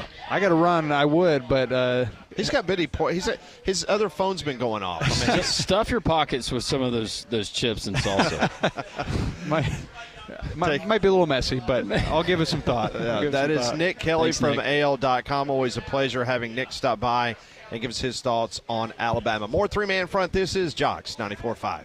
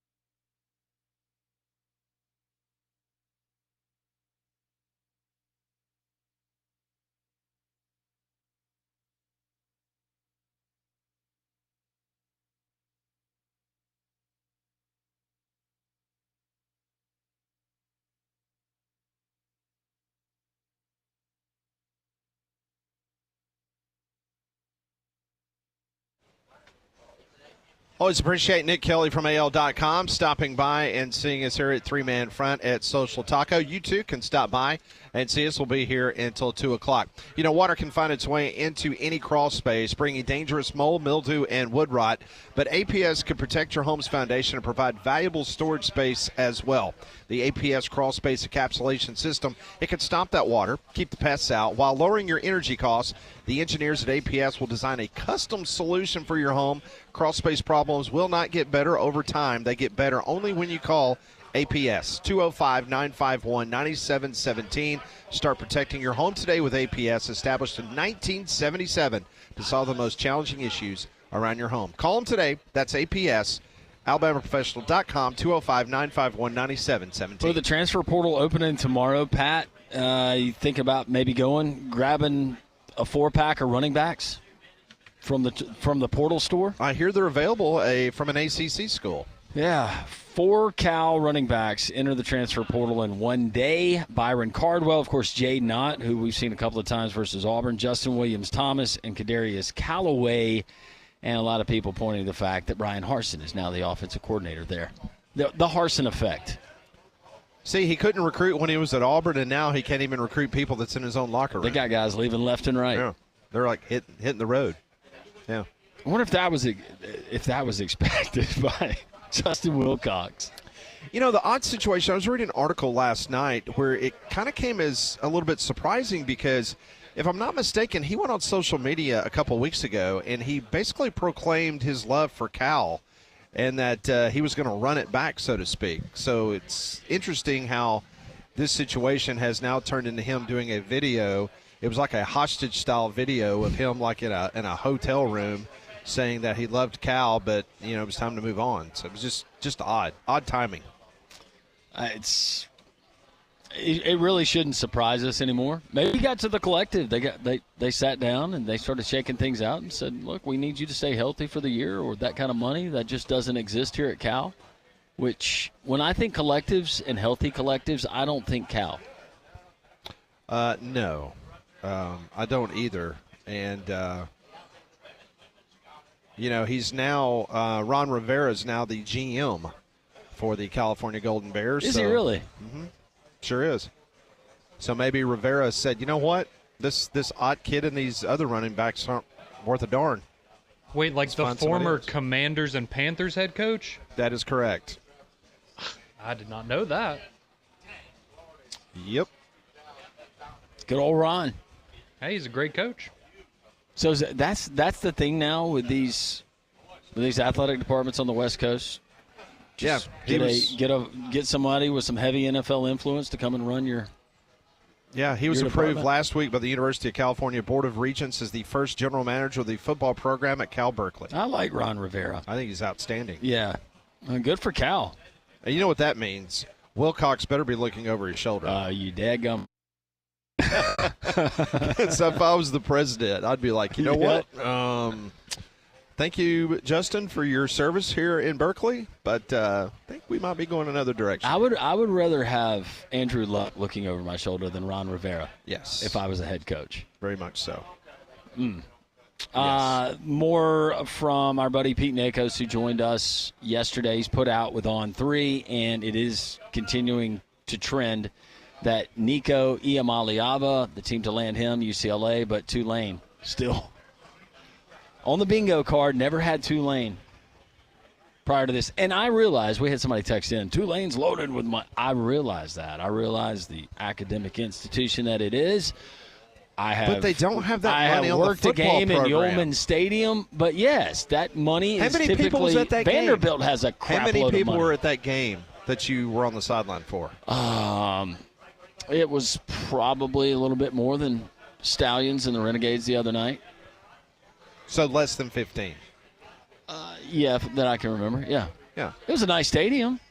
Didn't take you long to get from the press box to the field. No, that being a high school game. The stadium is perfect. It's very nice. It's perfect for what Tulane needs. Yeah, but I just can't imagine them bringing in a $4 million a year quarterback.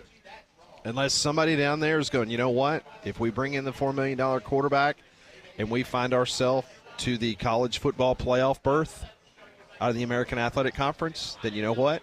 It'll pay for itself. I hope it happens. I want to see Nico up close and personal. You want to see him against UAB, don't you? Yeah. I'm bummed out because we're actually traveling to Knoxville, and now I don't get to see. You don't get to see Nico. I don't get to see Nico. Well, coming up at the top of the hour, we're going to talk to SEC Michael Bratton from That SEC Podcast. He's going to join us, and he is a huge Tennessee fan. He makes no bones about it. He has been all over this Nico situation. So I'm fascinated to ask him the question, what does this do now, as of this moment, in regards to your thoughts on what Tennessee can be for the 2025 SEC season? Does that knock them down a couple of notches? Are you going to wait and see until they get a quarterback out of the portal? Is it Avery Johnson out of Kansas State? What's the general feeling of Tennessee football? Is there any way that this comes back to bite Heupel? We talked about it yesterday. I think this is not. I don't think was his grand plan, but I do now think that he's got a year or so of kind of a free pass. To be completely honest with you. Because I think the majority of the Tennessee fans are going to be like, heck yeah, we're all behind Heupel and the administration for doing what they did. And so they kind of understand now that they have put that quarterback room behind the 8 ball a little bit. Well, unless there's just, it doesn't seem like it's all adding up. So unless there is a portion where Tennessee dropped the ball and then Nico and his family, they got upset, they got impatient, and finally enough was enough. I don't know if there is something that is missing in the story. The interesting part to this whole story that's going to be incredible to be able to follow is going to be once Nico signs somewhere, and to see if his dad will come out and actually throw some darts at Tennessee and give us their side of the story that makes Tennessee look poor. 100%. Try to clean the name. Because as of this moment, if you talk to anybody from an NFL perspective, just forget about his talent on the field, but now all of a sudden here's a big old red flag. And how many of these – and we're not talking about someone that has Shedeur Sanders-type talent here, okay, that you might have to deal with Dion. We're talking about someone that's got a problematic father figure who is calling out reporters on social media and obviously giving his son some really bad advice on what he should do. This would be career. Like, and I know that they have different skill sets, but this would be like a whole lot of baggage coming with Jalen Milroe in this particular draft. I agree. Where you could be that middle late first round guy, but if there's a whole lot of red flags or a lot of question marks concerning what happened when you were at the school you played at during your college career, maybe that pushes them to say, you know what, he's not worth first-round money. Yeah. Hope that's not the case for Nico, if it is indeed Nick that's running the show. But there's going to be this other side of the story. Yes. That they will for sure get out. So Tennessee has dominated the headlines, and everybody feels good about what Tennessee did. But there will be a day in which that family will come out and give their side of the story. And I got a feeling that it's not going to paint a pretty picture on Rocky Top. Yeah, Nico's daddy, he didn't pull any punches. No? He's already called Pete Nikos the name. He might have some other names. You think? That he'd like to call some members of that Tennessee Athletic I just Department. hope he comes out and says something about Phil Fulmer. I know Phil Fulmer's not involved, but I just want him to say something about Phil Fulmer. I do too. Second-generation masonry, great Alabama-based company. Now that we have the warmer weather here in the state of Alabama, that means spending time outside with you, your family, your friends, entertaining, and you can update that curb appeal. Maybe you're looking to put your house on the market one day. Well, second-generation masonry, from decorative stone, driveways, custom driveways, sidewalks, patios, outdoor kitchens, fireplaces, fire pits.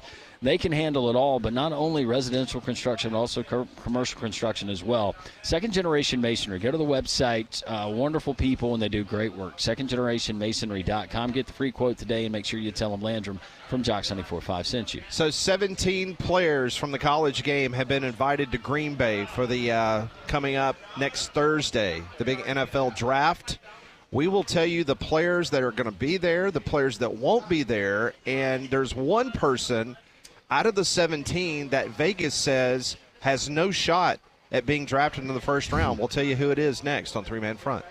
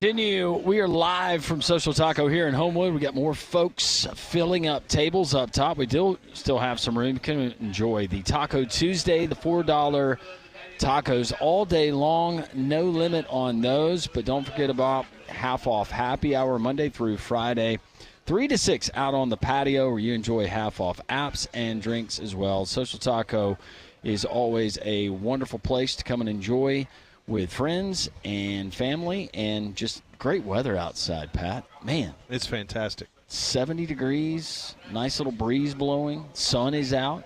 It feels like spring for sure. Coming up tomorrow, we do have afternoon baseball. It's going to be getaway day for the Atlanta Braves there in Toronto. And if you want to swing in a Rambler Sports Bar and Grill, you can do that. Rambler Sports Bar and Grill at the Finnick was there last week. Had a great event there for the Stallions and welcomed them back to Birmingham prior to their home opener at Protective Stadium. But Rambler Sports Bar and Grill, they're open for lunch as well. The 283-inch projector screen, I'm sure they'll have the Braves on.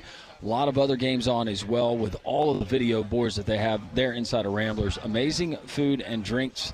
Ramblers drink menu from the Dragon's Fire to the Tumor's Lemonade. How about the Yellow Slamma? They've got a drink for all of you SEC and UAB fans. Rambler Sports Bar and Grill, 1630 2nd Avenue South. So the NFL has released the 17 players that have been invited to next week's NFL draft in Green Bay, Wisconsin. 3 Alabama players have been invited: Tyler Booker, Jahad Campbell, and Jalen Milroe. Now, the betting odds are out for the 17 players and the likelihood that they would be drafted in the first round of the upcoming draft. 16 of the 17 players are listed to be drafted in the first round. There is one player of the 17 that will not be, according to Las Vegas. Would you guys like to take a guess at which individual of the 17 will not, according to Las Vegas, be drafted in the first round? I will go. You got Booker, Campbell, Will Campbell, Abdul Carter, Jackson Dart, Matthew Golden, Jalen Milroe, Josh Simmons, Malachi Starks, Travis Hunter, Ashton Genty, Will Johnson, Mikael Williams, Cam Ward. For giggles, I will just say. I'm going to say Milroe. I'll go Jackson Dart. You go Dart. I'm going to guess it's Booker because we were talking about him the other week, and he was projected like a middle second-round pick by a lot of people.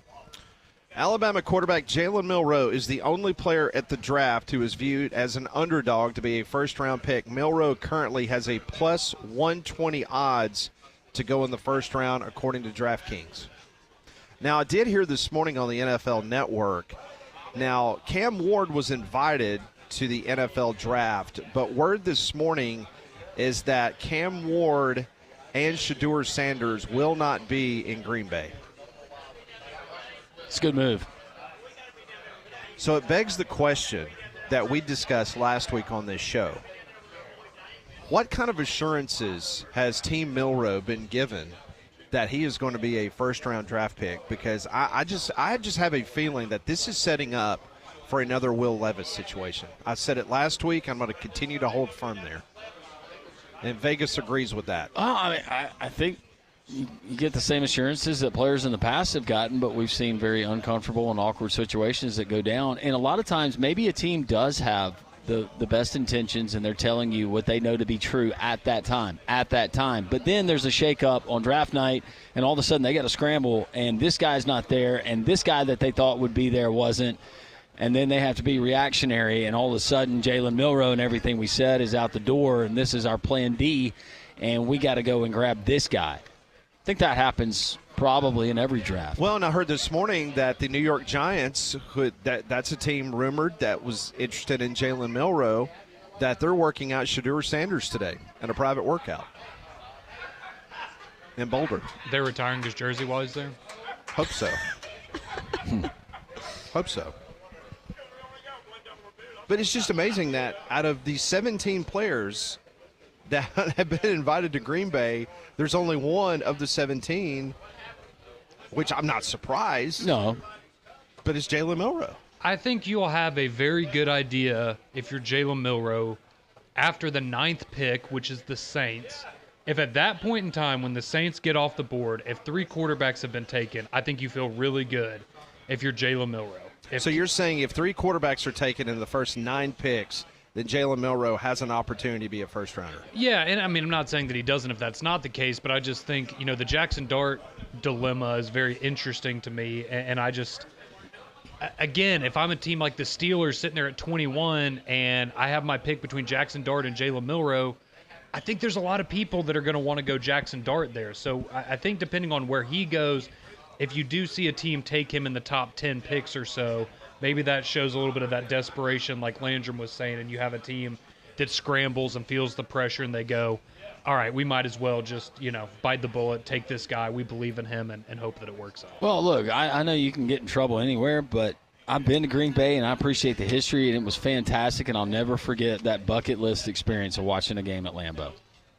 But there are a lot more cities that have hosted drafts that I think would be more conducive to, you know what, I just need to go blow off some steam than Green Bay, Wisconsin. Well, right now, NFL.com, they don't have Jalen Milroe listed in the first round, but they do have Jackson Dart going to the Cleveland Browns, pick number 32. Ugh. The Steelers, they took Derek Harmon, DT from Oregon. What about the quarterback situation in the top 9, according to NFL.com, that Conrad was referring to? Let's see. Just in case. Cam Ward? To the Titans. Yeah, Cam Ward, Travis Hunter, number 2. They have Abdul Carter going to the Giants at number 3. Will Campbell, number 4, to the Patriots. Mason Graham to the Jags. Genty to the Raiders. Offensive tackle going to the Jets. Another edge going to the Panthers. They have Shadur going to the Saints. Shadur to the Saints? Yes. Wow, that would be – think there'll be a couple jerseys sold in New Orleans? Golly. Feels like he is a really good fit for that franchise. Poor Derek Carr. Poor Derek Carr. I'm just kidding. That guy keeps getting paid. It's a joke. That guy, he is going to end up being – he's going to end up being who would – what's one of those quarterbacks that we could throw out there that just seems like he just keeps going and going and going and going, but not at a high level? Oh, it's just a consummate backup? Yeah. Or a guy that always – Yeah, Sam Darnold. Not Sam Darnold. Golly. Redheaded guy. Andy Dalton. Andy Dalton. Andy Dalton. Consummate, yeah. No, he's the new Andy Dalton. Yep. I tell you about Courtesy GMC a lot, and, they do so much. They give back to the community all the time. And one of the foundations that they support is the Will Bright Foundation. And there's a very special luncheon coming up on May 13th. Matter of fact, Scott Cochran, head coach of West Alabama, he's going to be a guest on this program tomorrow. He'll be one of our featured guests. But Coach Scott Cochran is going to be the guest speaker at the Will Bright Foundation at the club. The date is May the 13th this year at the club. So you get an opportunity. The Will Bright Foundation does so much. And if you've ever heard Coach Scott Cochran speak, this is a wonderful opportunity for you to go hear him and support a worthwhile cause. Again, that is coming up, the Will Bright Foundation, May 13th, 2025. It's the luncheon at 12 noon at the club. Coach Scott Cochran is going to be the guest speaker. So we'll talk to Coach Cochran more about that tomorrow and his career and all the things that he's involved with now as the head coach at West Alabama. But, again, the Will Bright Foundation luncheon, May 13th, 2025. Tim texting in the show says David Carr is a Colt McCoy. That's a good one, too. That is a good one. Yep. Joe Flacco. But Joe Flacco actually – he won a Super Bowl. Achieved success in his career. Yeah. I guess to some degree, though, Carr has as well. He keeps making rosters, keeps getting paid. How happy do y'all think Danny White is to see Big Nick go? SEC Mike tells us next.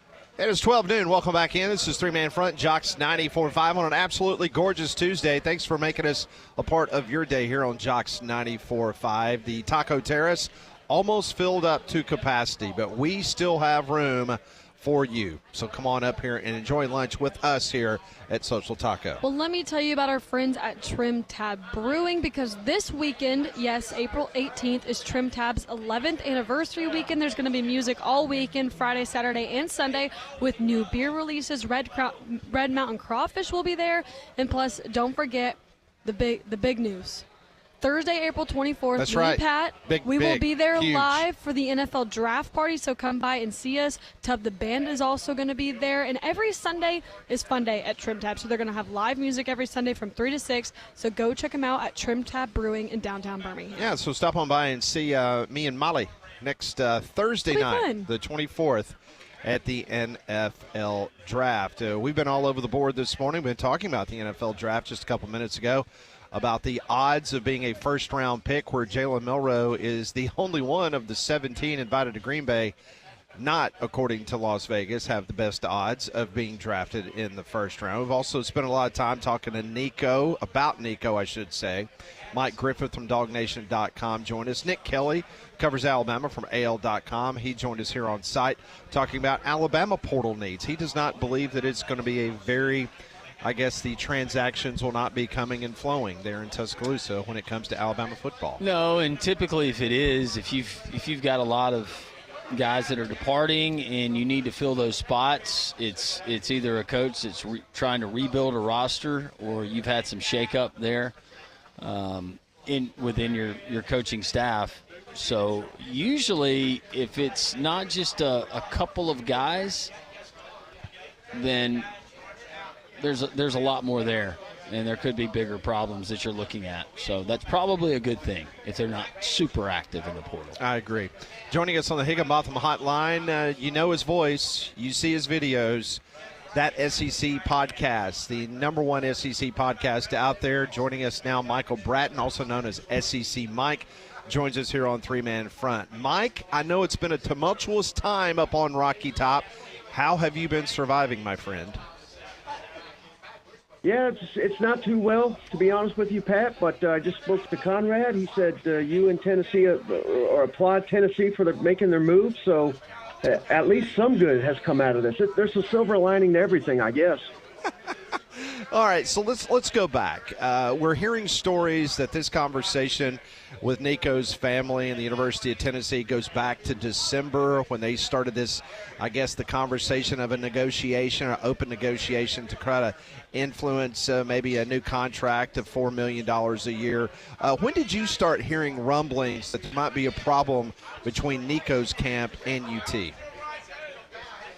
Yeah, I mean, it kind of came out of nowhere for me, but at least during the season. But I think when it really started to pick up steam, I don't know how many people nationally caught this, but Tennessee signed a 5-star receiver in the last recruiting cycle, Mike Matthews, who he was largely, non-existent for Tennessee's offense last year. But he almost hit the portal in December, and his reasoning was he didn't know if Nico was going to be around. So that was the start of it. But I don't think Nico, at least to my knowledge, was never even close to entering the portal.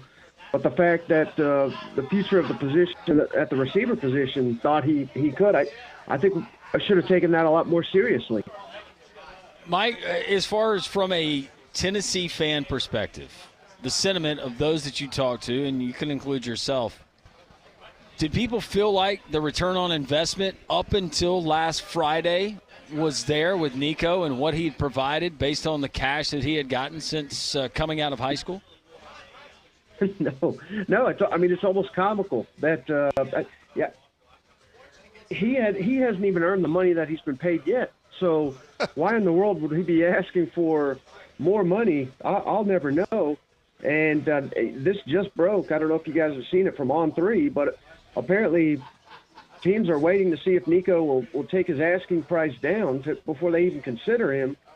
So, I mean, what in the world was this all about? I mean, it's all nonsensical.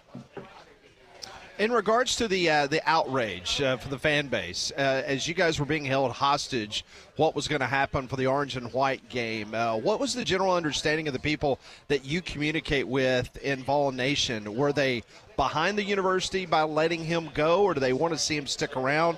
What was the general feeling leading into Saturday? I'll just put it this way, Pat. In East Tennessee, we're trying to get Chick-fil-A to ban Polynesian sauce. I mean, that's the point where we're at. Where, yeah, I mean, over and done with. I mean, I saw a lot of I'm a leaving jerseys. Yeah. We saw I am a B word that his father would use. People had put that on the jerseys. I've seen people burning the jerseys. Yeah, I mean, at this point, I mean, I think it's stating the obvious, but he's not welcome on Rocky Top anymore, and for that reason, I would love to see him go to Syracuse because that's who Tennessee opens with next season. What? So what's the smoke telling you about potential guys that might be in the portal now, could be waiting to announce with the do not contact? Does Josh Heupel and Tennessee have a plan, Mike, moving forward beginning tomorrow? I mean, not to my knowledge, they really don't, which – this is just such a unique position to be in. I mean, we are after spring, so it's just going to make it that much harder for the next quarterback to potentially come in here and learn the offense and be named the starter. And, they're walking a tightrope right now because the team is I've been told the team was done with him on Friday when he didn't show up to practice. So are you going to really bring in someone now and just hand him the football when you got other quarterbacks that are seizing leadership? I don't know where it's at, but that's a tough task to ask someone to. Are they going to get a backup? I find it hard to believe they're going to get a starting caliber quarterback to just up and leave his team in the spring, even though they may have $2.5–3 million to make it happen. I have no clue where they turn at this point. All right, I know it's early, Mike, and we'll see each other in Atlanta in a couple months at SEC Football Media Days, and there's a lot of portal activity. Rosters need to be set. But before Nico made that decision that he was going to play hardball and then ultimately leave UT, where did you have Tennessee going into your crystal ball for 2025, and how has it changed now that Nico is not part of those plans?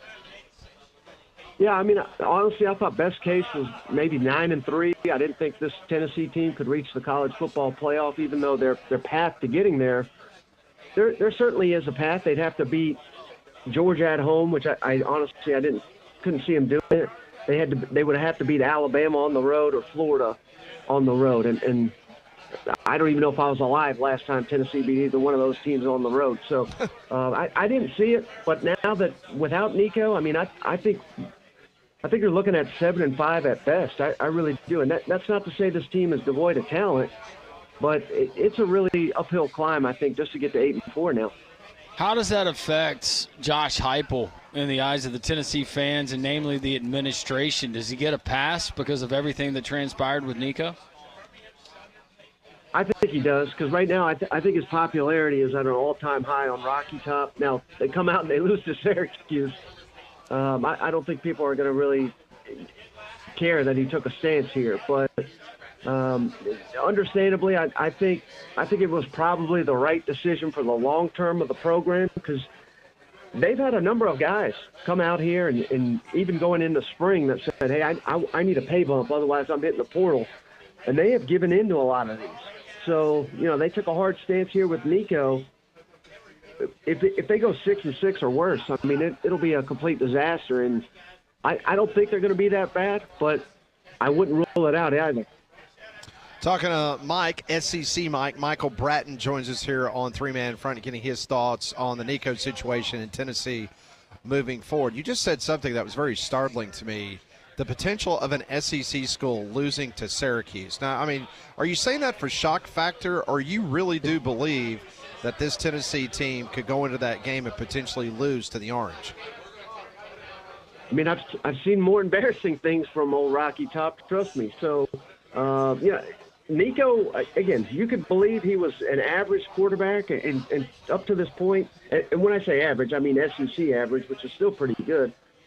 He may have showcased that up to this point, but he was going to be, the tip of the spear for the offense. Who they lost their all-SEC running back. They're replacing 4 or 5 on the offensive line. It's a totally reworked receiving core. And, heck, they weren't even that good on offense last year anyway. So you put all that together, how effective is the offense going to be week 1 at their All-American corner? He may not be able to play. He tore up his knee in January. So I think this is going to be, a team that is very much a work in progress early in the season. So I still think Tennessee will probably beat Syracuse, but I don't think it's a given at this point. Mike, outside of Tennessee, look at the rest of the SEC. Who else takes a considerable step back as you see it right now in April for the 2025 SEC football season? Taking a step back, some of these you can't really go much further back than Kentucky and Mississippi State, right? What about a team like Ole Miss? Yeah, I mean, I think they certainly could. I think they're a little overhyped. Now, they've done a heck of a job the last couple of years, but they are dead last in returning production on the offensive and defensive side of the football. So I would be very surprised if Ole Miss fields much of a team this year, to be honest with you. Bite your tongue. Hottie tongue. I did that for Pat's benefit. I love the way you answered, too, Mike. I can't wait to see you. I'm buying you beers in Atlanta. All right, so you have always had some interesting comments about Hugh Freeze, about him being a Dollar General type transfer portal coach in regards to their quarterbacks. Your thoughts on what he was able to do in getting Jackson Arnold from Oklahoma? He got Deuce Knight, obviously a high school recruit that is very heralded down on the plains. Just your thoughts on this Auburn football team for 2025. Yeah, I mean, I think it's the ultimate boom or bust, right, with Jackson Arnold, because I've talked to a number of Oklahoma people, and they don't even know how to evaluate him from last year, given that the offensive line was a train wreck. They fired the offensive coordinator. Basically, all the receivers got hurt during the season. So how do you evaluate him? And he didn't show much to have you believe he's an elite SEC quarterback, but who could have, given all those issues? So are they getting the guy that came out of high school that was so touted, or are they getting the guy that turns the ball over left and right? And what was Auburn's problem last year? Quarterbacks kept giving the ball away. So, I mean, if Jackson Arnold's a turnover machine, I think Hugh Freeze is, I think his time may be coming to the end. But thankfully for him, here's a bold prediction for you. I think Deuce Knight is probably their starting quarterback by the end of the season. And if he shows some promise, that'll give him enough leeway to come back, almost like DJ Lagway was for Billy Napier last fall. I'm not going to fight you on that, Mike. Mike, we've been talking about Alabama. Not a whole lot of portal activity is expected, but based on what you know and what Kalen DeBoer brings back, what are your expectations for the Crimson Tide? All I keep hearing is Ryan Grubb is the savior. So, hey, I'm all in on Alabama. I think they could be, the team to watch in the SEC. Certainly Georgia, certainly Texas are going to be favored. But if I'm DeBoer in Alabama, I love that. Count us out, write us off. People don't respect Ty Simpson. It sounds like he's running away with quarterback competition down there. So I think this has been the perfect spring. You're coming under the radar. And I wouldn't be surprised if Alabama wins the SEC next year. Wow. Whoa. There's your headline, folks. Wow.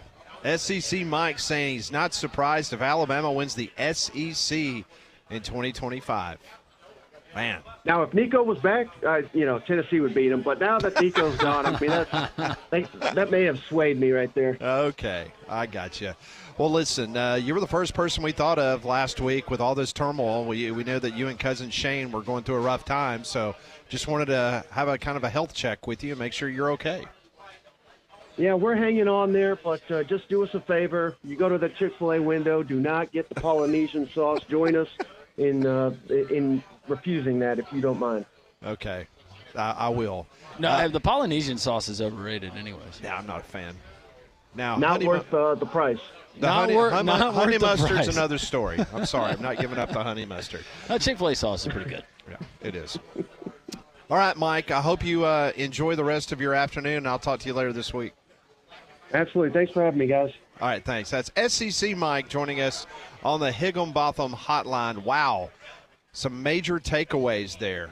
Headlines galore from SEC Mike. I can't get over how positive he was. I guess he was kind of positive about Auburn, but Alabama. Yeah. You think he's setting them up? Think he's setting them up? He absolutely is. Okay. All of our guests join us on the Higginbotham Hotline. You deserve solutions that are built for you. Higginbotham is your one-source solution for insurance, financial, and HR services. More from Social Taco. This is Three-Man Front on Jocks 94.5.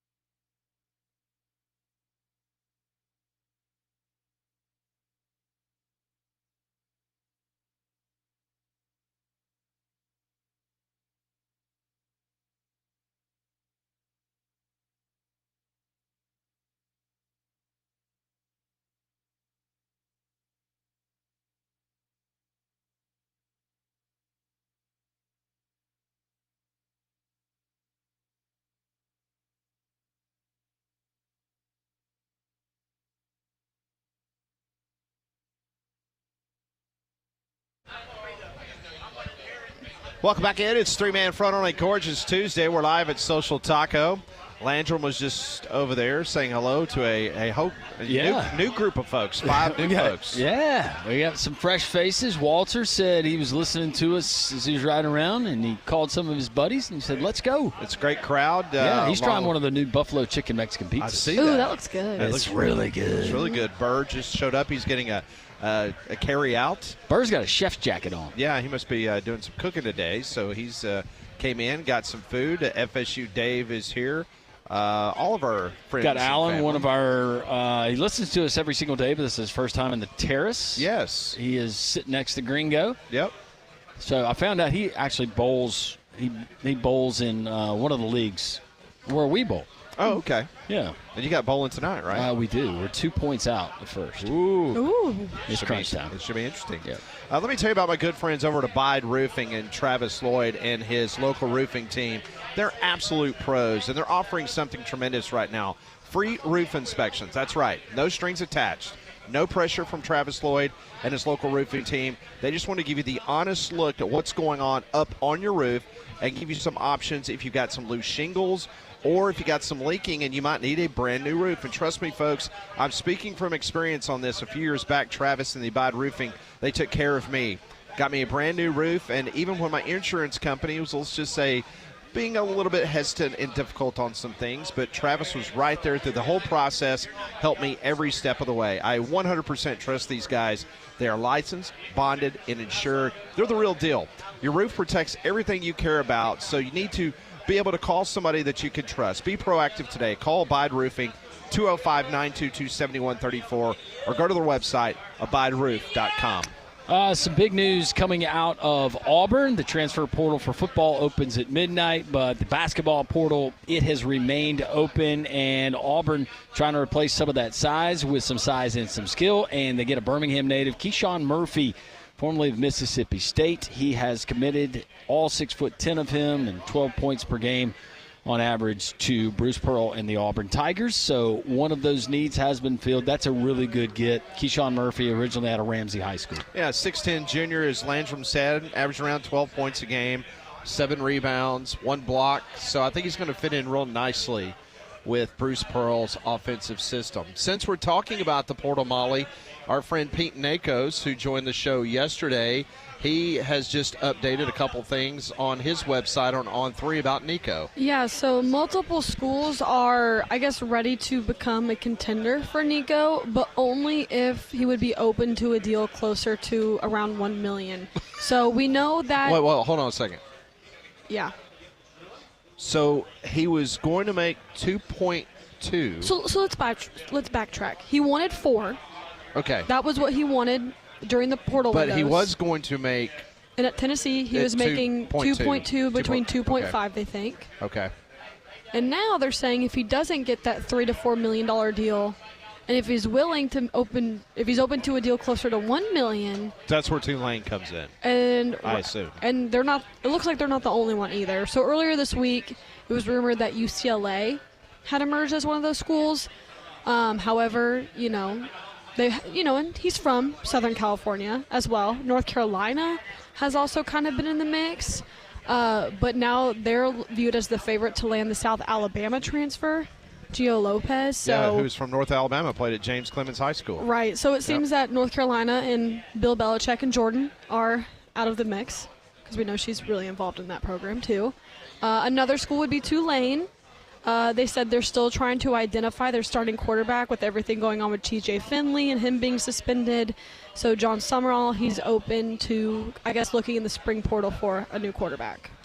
So that makes sense now, Landrum, because you and I have been kind of scratching our head a little bit because we keep hearing Tulane. Mm-hmm. And we know that Tulane just does not have that NIL budget as a major Power 4 program may.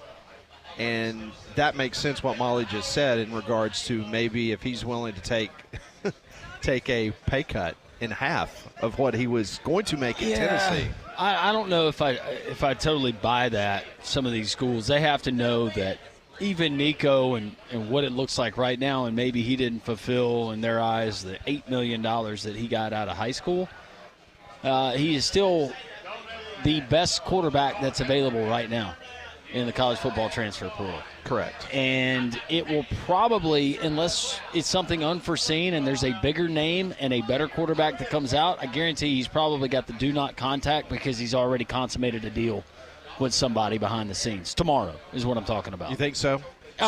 Maybe so. I don't think his value somebody's going to be willing to pay what he was making at Tennessee for him to play football for them for one season. Well, now it was rumored he's not going to have to settle over the weekend that USC and Notre Dame were interested. However, since I guess the weekend, sources have told On3 that the programs will not be pursuing Nico.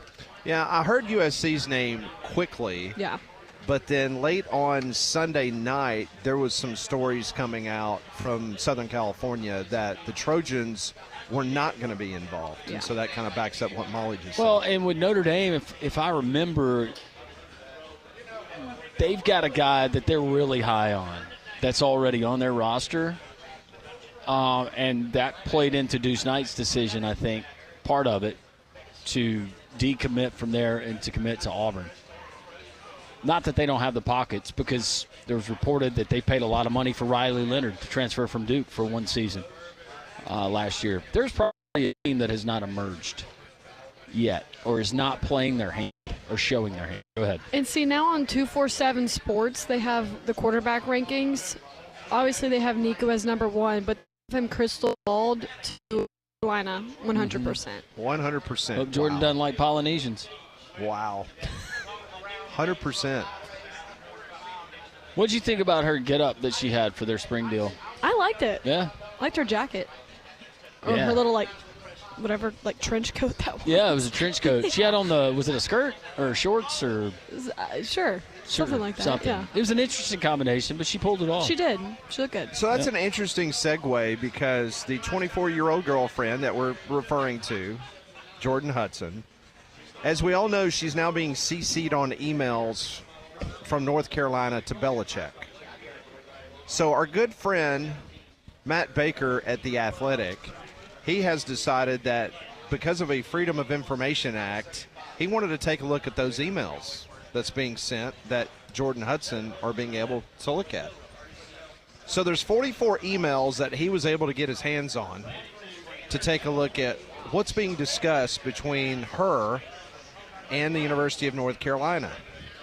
So basically, Hudson's background, for those that do not know, that she's a social media ambassador for a clothing company called Rebel Athletics. She's 24 years old. She has more than 81,000 followers on Instagram. It may be higher than that now, Molly. Not really sure. But one of the correspondences she had with North Carolina, she wrote to the school's media team to raise awareness regarding a sometimes subtle, sometimes obvious, frequently occurring details within media releases and social media posts about Steve Belichick, who is the son of Bill. She writes, though Steve Belichick is in fact Bill's son, he should be depicted and represented as his own established credible entity as opposed to an extension of Bill. It can be easily misinterpreted that Steve is simply benefiting from nepotism, but that is not the case. Steve was fortunate to have learned defensive football strategy from the greatest defensive mind of all time. He has earned the position due to his performance, not output. That's one email that she sent in. Hudson said the school shouldn't use images of Steve and Bill Belichick together. She wants them to prevent visual prompts that could fuel accusations of nepotism. Now, that's coming from the 24-year-old girlfriend of Bill Belichick.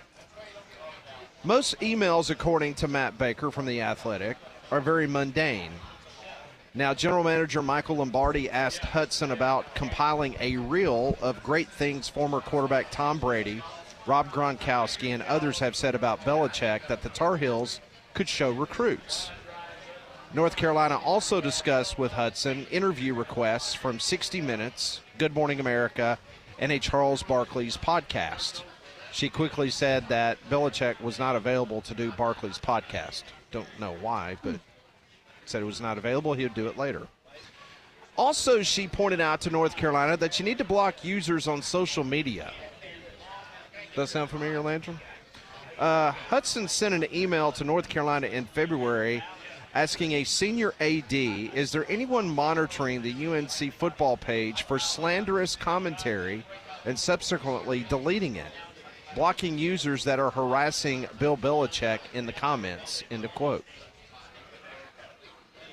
And just when you thought that Team Coach Prime was the only one asking for some trademarks. Well, Bill Belichick's girlfriend, who is also the chief operating officer of Belichick Productions, they have filed trademarks on April the 3rd in a signed document with the U.S. Patent and Trademark Office consisting to an application for 14 phrases that Bill Belichick would like to trademark, including Don't say it. Chapel Bill, the Bellustrator, and the Belichick Way. I like Chapel Bill. So he has filed the a Bellustrator? That is correct. Oh, the that's Bellustrator. horrible. So Chapel Bill, if he gets this trademark, cannot be used without him getting paid for it. Is it wrong for me to say, number one, we've had fun with this, and look, if she's in love and he's in love, it's a big age difference, but fine, to each their own. They're both happy. But just what you just read off to me, and I know that that's her background or whatever, but it seems like she's overcooking her grits a little bit here. You think? It is extremely judgy of me to say that I don't. That annoys me. So she wants people to be blocked on social media if they say anything negative about Bill Belichick. Yeah, welcome to college football, sweetie. And they've also filed 14 trademarks. And yes, I said sweetie on purpose. It was also interesting because if you see that viral clip of her at the North Carolina spring game in that jacket that you were talking about. It was like a snake print. Did you notice that she was going over there I think they were I think she had some form of communication that they were putting in either Bill's ear or her ear so they could communicate with each other. So is she communicating with him during the spring game? Yeah. This is going to be great. No, this is... There she is. Yeah. 81,000 followers. How about that? You thought that Taylor Swift was annoying with her relationship with Travis? She's just hanging out in the box, enjoying the game with friends and family. Jordan's going to be up front, in the middle, calling shots. So she is the chief operating officer of Belichick Productions. I didn't know there was a... I didn't know that either. There was a deal there. Well, there you go. Congratulations. The things I try to teach you guys. Have you seen anything from Belichick Productions? Not yet, but I'm sure it's in the pipeline. Is that free month, or do I have to pay for that? Wait, I have news. She's pregnant. She's pregnant. No. She's pregnant. No. She'll be competing for Miss Maine USA. Just a look on Landrum's face. How is she going to have time to do all of this for North Carolina's football program with her pageant schedule? I'm like, who's Miss North Carolina? She's that's what I thought you were about to tell us. No, Miss Maine. Well, she's from Maine, but she's competing for Miss Maine USA. She could be Miss USA if she Where wins. is she from in Maine? Bangor? Hancock. Oh. What'd you say? Hancock. It's even better. That's even better than Bangor, Maine. She said, I'll be representing my hometown, Hancock. What's the name of the town again? Hancock. One more time. That's all I'm She done. couldn't have been from Portland. I'm putting my phone away for the day. She could be Portland. Let's see where that's at. Hancock, Maine. Isn't that where Shawshank was? It's a cute little town. What, Hancock? Yeah. Crap. In Hancock County. Oh, gosh. Weird. Let's go to break. All right. More three-man front. We're live at Social Taco. This is Jocks 94.5.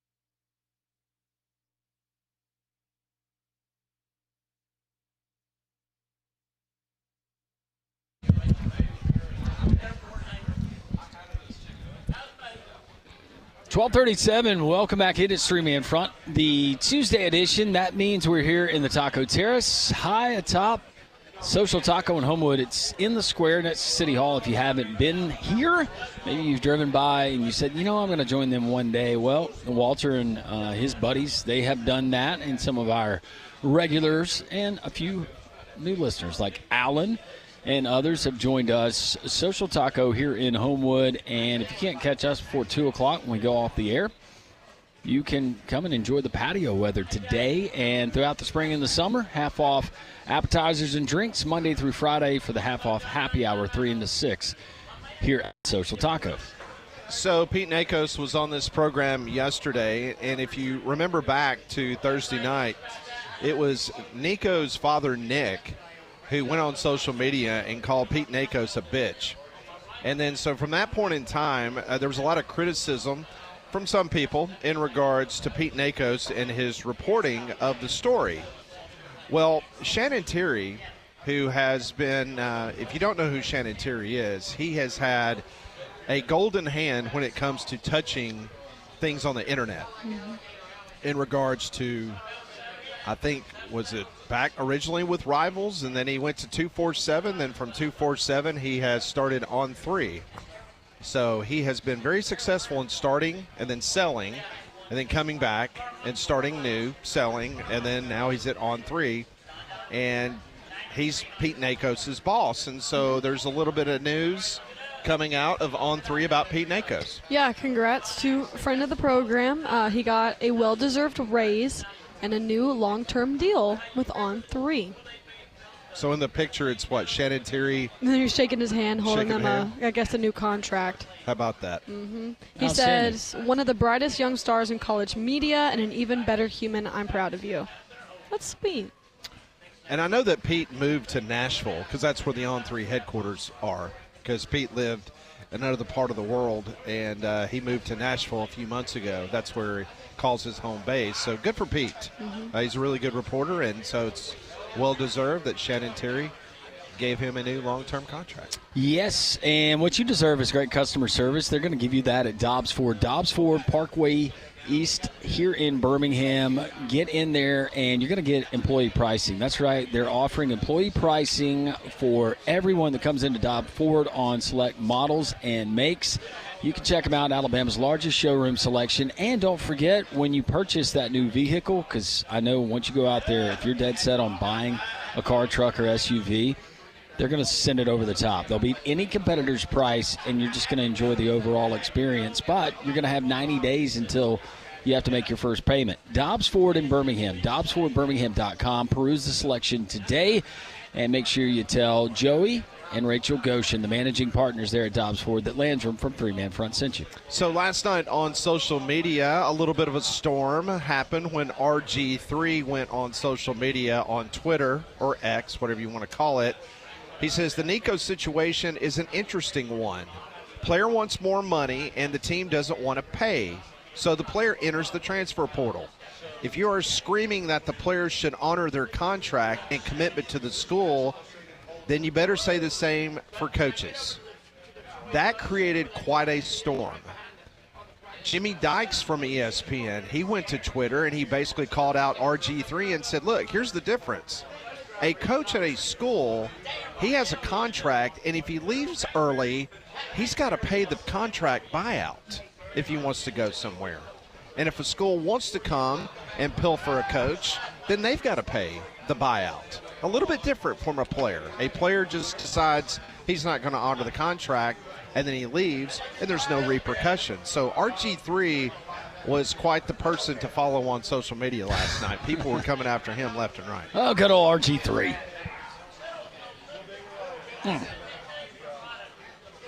Where is he now? I'm sure he's doing a podcast like everybody else in the world. Yes, I saw him. That's what he does. Yeah. Was he not on a broadcast? They brought him in. Was it? It wasn't Netflix, was it? Oh, yeah, their Christmas. Yeah, it was a Christmas. It was a Christmas broadcast. They brought him in. Yep. Well, I think he's fine. Wasn't he the quarterback that had the fascination with different socks, Conrad? Correct. Yeah. That was, yeah. At least he wore socks. I didn't think about that. Yeah. I'm quite comfortable today with no socks, in fact. Are you? I am. It's nice and warm up here. Did you take your feet out of your Swayzes or whatever they're called? Yeah. Patrick Swayze? Your Patrick Swayze shoes? Yeah, my piggies are running around barefoot up here, You know how it is when y'all are gone. I don't know who I feel worse for, the carpet or your feet. See you, Walter. Thanks for joining us. Walter and his gang, they're heading out. That's a great crowd. Yeah, really was. Yeah. Taylor will appreciate what they were able to consume today. They consumed some stuff. They sure did. Another big story last night, and when Conrad sent this to me, I was in between innings of calling a baseball game, and I literally had to do a double take what Conrad sent. That Travis Hunter and Shedeur Sanders will have their Colorado jerseys retired Saturday as part of the spring festivities in Boulder. Now, Sanders set more than 100 school records, including career passing touchdowns, passer rating, and completion percentage. In 2 seasons wearing the number 2 jersey, he threw for 7,364 yards, 64 touchdowns, and just 13 interceptions. Meanwhile, Hunter, who wore number 12, won the Heisman Trophy this past season and was the consensus National Player of the Year after starting at both receiver and cornerback. He won 8 major awards and was a unanimous first-team All-American. There have only been 4 numbers previously retired in the 135-year history of Colorado football.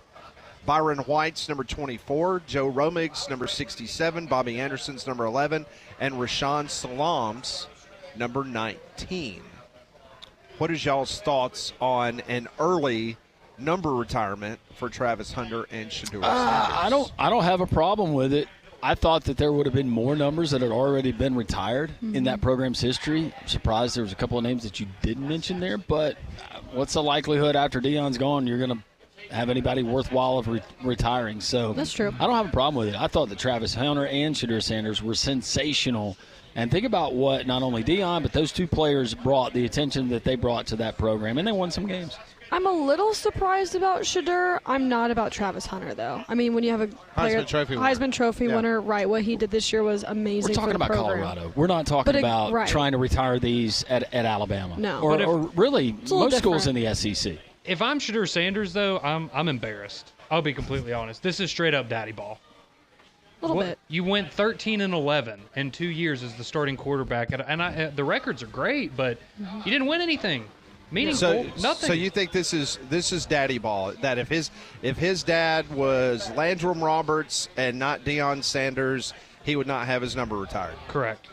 I think the Travis Hunter one is perfectly fine. You won the Heisman Trophy. Totally understand that. Remarkable accomplishment. Shedeur Sanders didn't accomplish crap. Like, I'm sorry, he did. He's a good player. Good player. Really good player. But he didn't win anything. Like, again, it's my whole thing of. But there's a lot of guys that never won a championship that are in Hall of Fames. Okay, you were 2 games over 500 for your career. Trust me, I understand. I was on the losing end of some of those bets. Never. Yeah, I'm just. Blow that lead to Stanford. You cannot. If he is not Shedeur Sanders and his dad is not who his dad is, he's not getting his jersey retired. Daddy ball. That's what it I is. haven't heard that in a while. Daddy ball. See it every day. You'll see it at your local parks as your kids playing youth baseball or softball this year. So that leads to the 3-man front Twitter poll question of the day, Molly, and it has to do with the University of Alabama. Yeah, how should Alabama football honor its former greats? A ring of honor inside of BDS, retired jersey numbers, statues all around the stadium, or the current policy is fine. And right now winning is the current policy is fine with 55.3. Ring of honor is in second with 36.8. Looks like third is statues around the stadium with 4.7, and last is retired jersey numbers. What's your feeling on that, Conrad, from an Alabama perspective? Which one did you vote for? Well, the option I wanted wasn't actually on there because I think what you do is you build a statue of Tua and you then surround him with the numbers of all of the other retired jersey numbers. I don't think you're going to see a whole lot of retired jerseys just because of NIL and the transfer portal. And there's going to be schools, while, yes, he was fantastic. We won a championship while he was here, but then he transferred to another school. They don't want to retire that jersey. He picked somebody else other than us. He moved on. So it's not surprising that the overwhelming right now, the majority of folks say that the current policy is fine, where, obviously Malachi Moore wore 13, just like Tua Tagovailoa wore number 13. Now, Auburn has retired 3 jerseys in its football history. Pat Sullivan at number 7, Terry Beasley at 88, and Bo Jackson at 34. Now, Cam Newton's jersey has not been retired, but nobody has worn number 2 since then. And Cam won a championship. Yeah. So what is the difference between Auburn, the significance of Auburn retiring numbers and Alabama not? I don't know. 2's a really popular number. And now you have dual numbers, so you're taking away 2 jerseys from 2 players. I don't know what the significance is. No, I'm saying the significance is in why does Auburn do it and Alabama does it, or vice versa? Alabama's got too many good players, Pat. I don't know, Pat. Not going to have any jerseys to give out to the kids anymore. Do what the Yankees do. Just give them crazy numbers. The Yankees seem to retire everybody. Oh, they retire one like every game. It's like they're handing out one of those cheap TVs every game. It's like Bat Boy. Here's number half. Honk if you've had your jersey retired by the Yankees.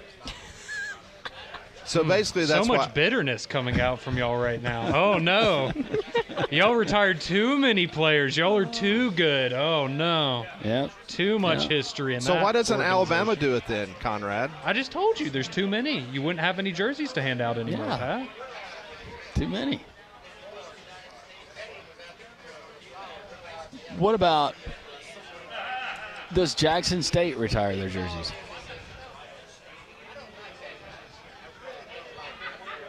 Probably not. Does Peyton Thorne have his jersey retired? I forgot what number he wore. You've already moved on. Can you remember the number he wore? No, I really can't. Wasn't he number 1? Exactly. I think he was number 1, Conrad. Wait, did he really play for Auburn? Huh? No. In a couple of years, but gaslighting. No. People like, Peyton Thorne didn't play. Yeah, he was number 1. I used him in my Dynasty series on Xbox. I've told you this before. Do we got a break, Conrad? I can't remember. We do. Oh, all right. I'll save this story for another time. All right, let's break. We're at Social Taco. This is 3-Man Front, Jocks 94.5.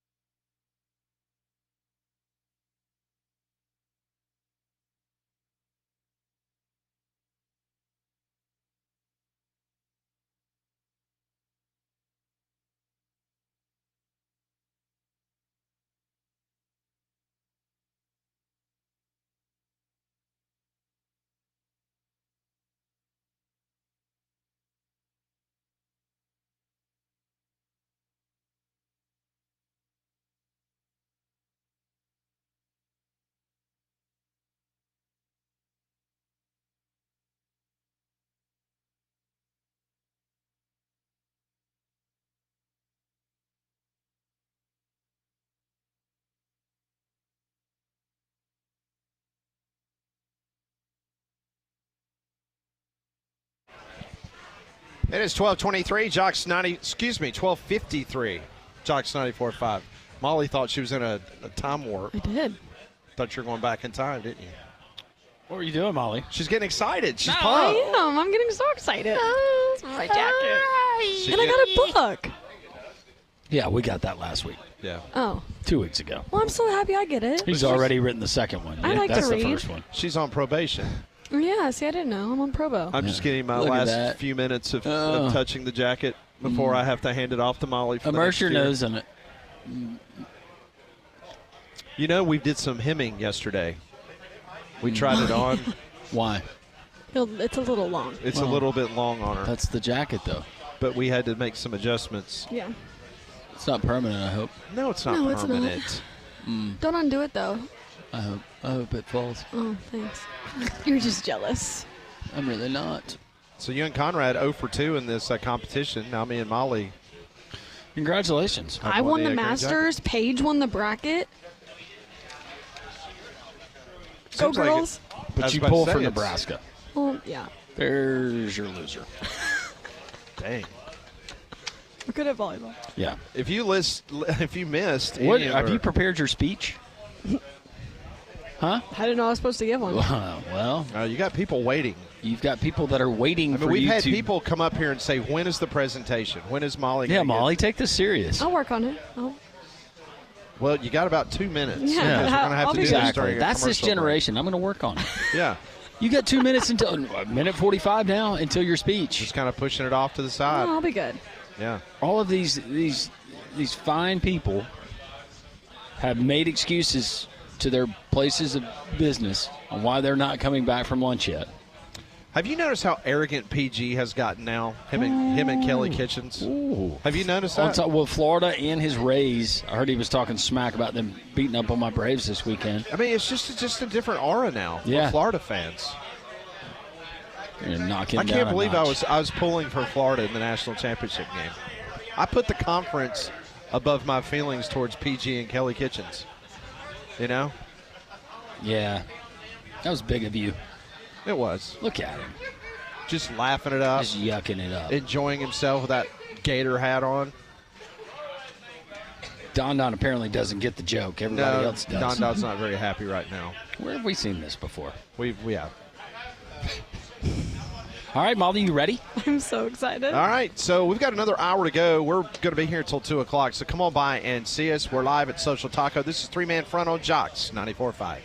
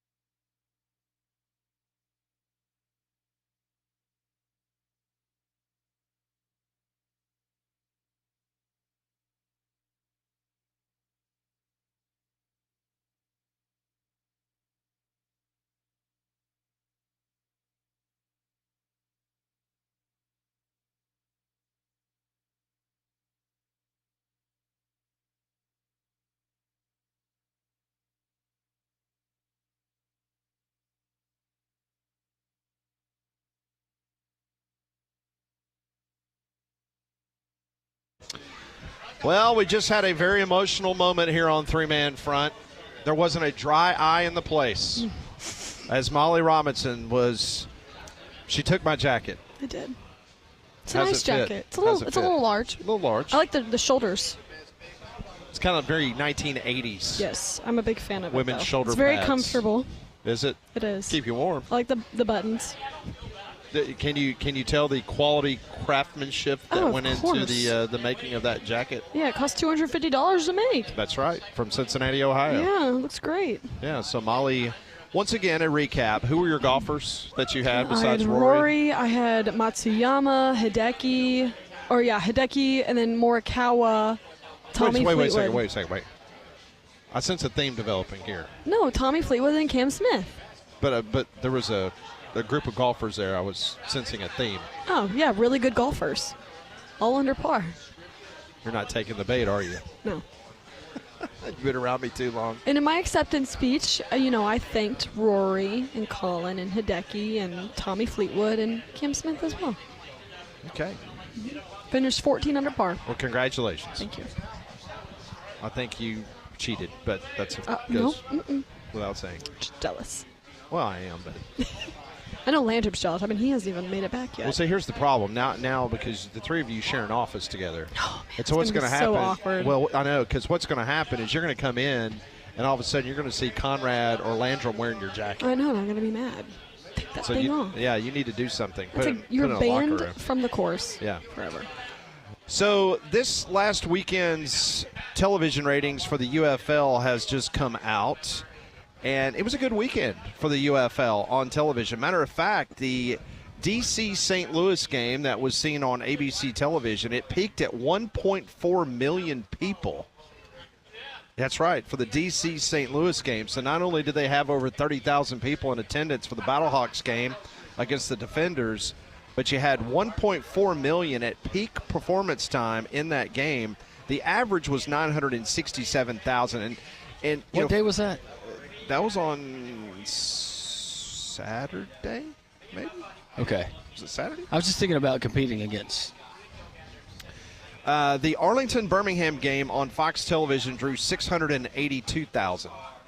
Okay. That was Friday night. Saturday, Houston at Memphis, 295,000. Then on Sunday, Michigan at San Antonio on ABC had 719,000, and then DC and St. Louis had 967,000 on average. Around a million is, I think, the target number for the television networks. That's the number that they feel like, okay. But the good news is that week 3 saw growth. Yeah. And that was the most important thing from a television viewing standpoint, because we talked about it yesterday. Not taking a shot at the Stallions or Memphis or anybody else, but outside of St. Louis, Missouri, there's not a lot of cities that are garnering a lot of actual butts in the seats to watch UFL games. So hopefully that will change as the weather changes and the season progresses. But from a television perspective, that is definitely a positive uptick from what happened this weekend in the UFL. I would like to compare the Stallions and the Renegades number that they drew on Friday night. Not drew, but eyeballs-wise, ratings-wise, versus other Friday night windows, comparing those. Meanwhile, the Masters Golf Tournament, this came out yesterday afternoon, it delivered the most watched Masters final since 2018. Now, this morning, they did a little bit of adjusting to the initial Nielsen ratings that came out, and it actually improved.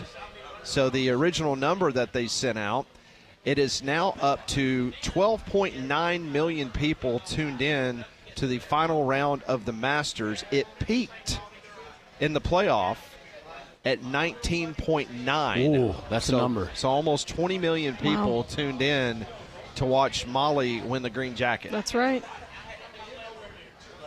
That's a lot. Rory being there, that helped. That was one that people would go out of their way to get home to watch Rory play. I had so many texts on Sunday, and it was from people pulling for Rory to a friend of mine that absolutely can't stand Rory McIlroy. Really?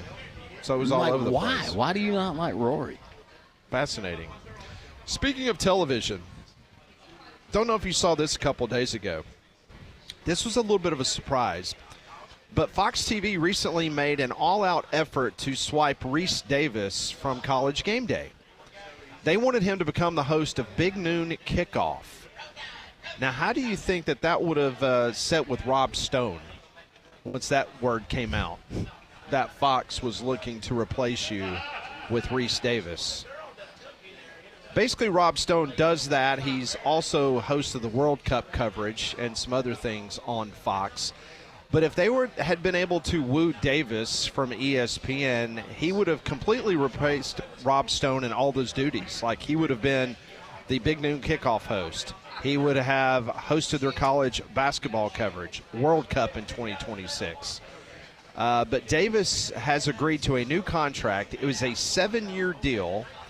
Davis supposedly accepted a small, slight hometown discount to remain at ESPN, and that will guarantee him his hosting duties through the rest of the current college football playoff contract, which runs between 2031 and 2032. Davis is 59 years old.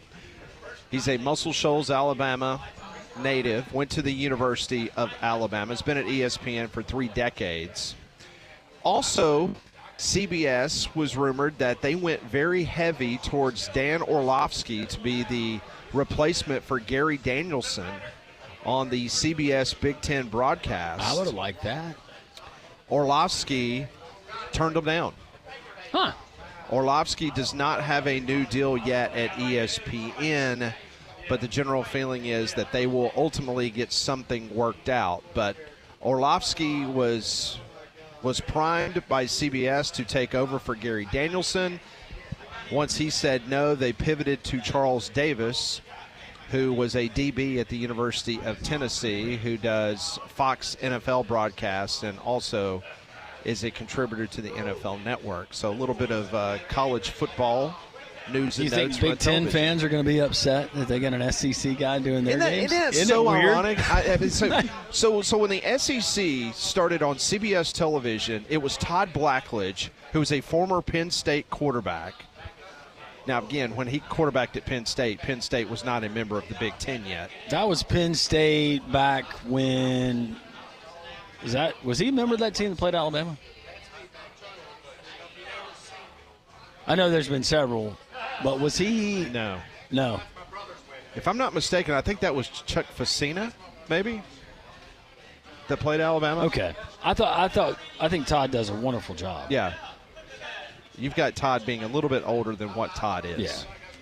Yeah. But anyway, so you had Blackledge, who was the lead SEC analyst, and then they went from him to a former Purdue quarterback and Gary Danielson.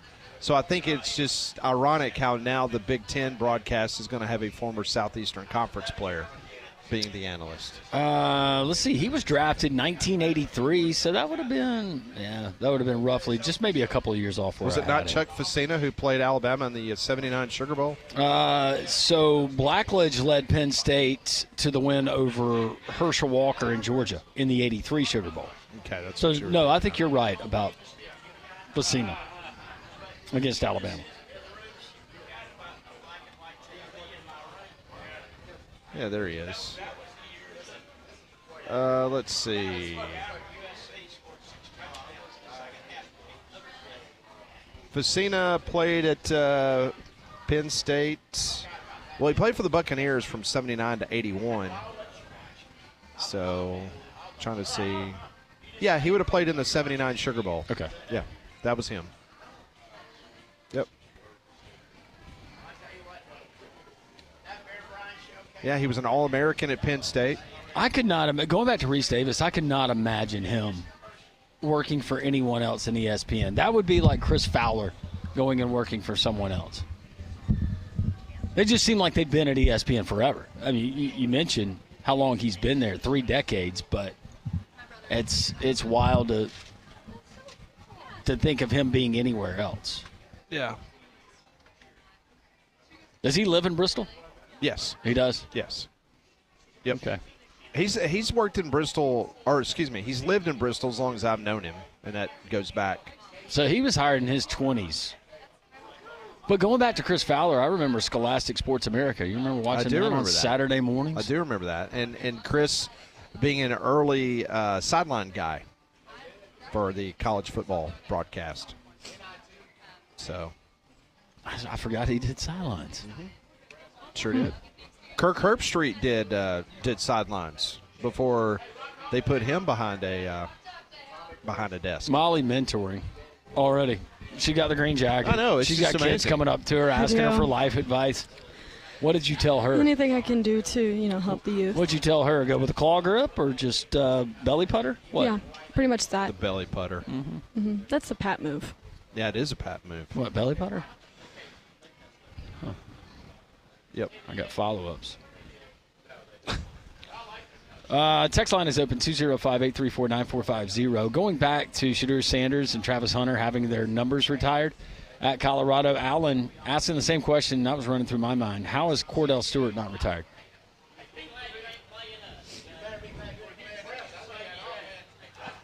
Bama and Penn State played every year in the 1980s. Yep. Thank you very much. This one from Capstone Jack. Stop whining, Conrad. Colorado needs any kind of ceremony it can get. Yeah, why are you whining, Conrad? They really do.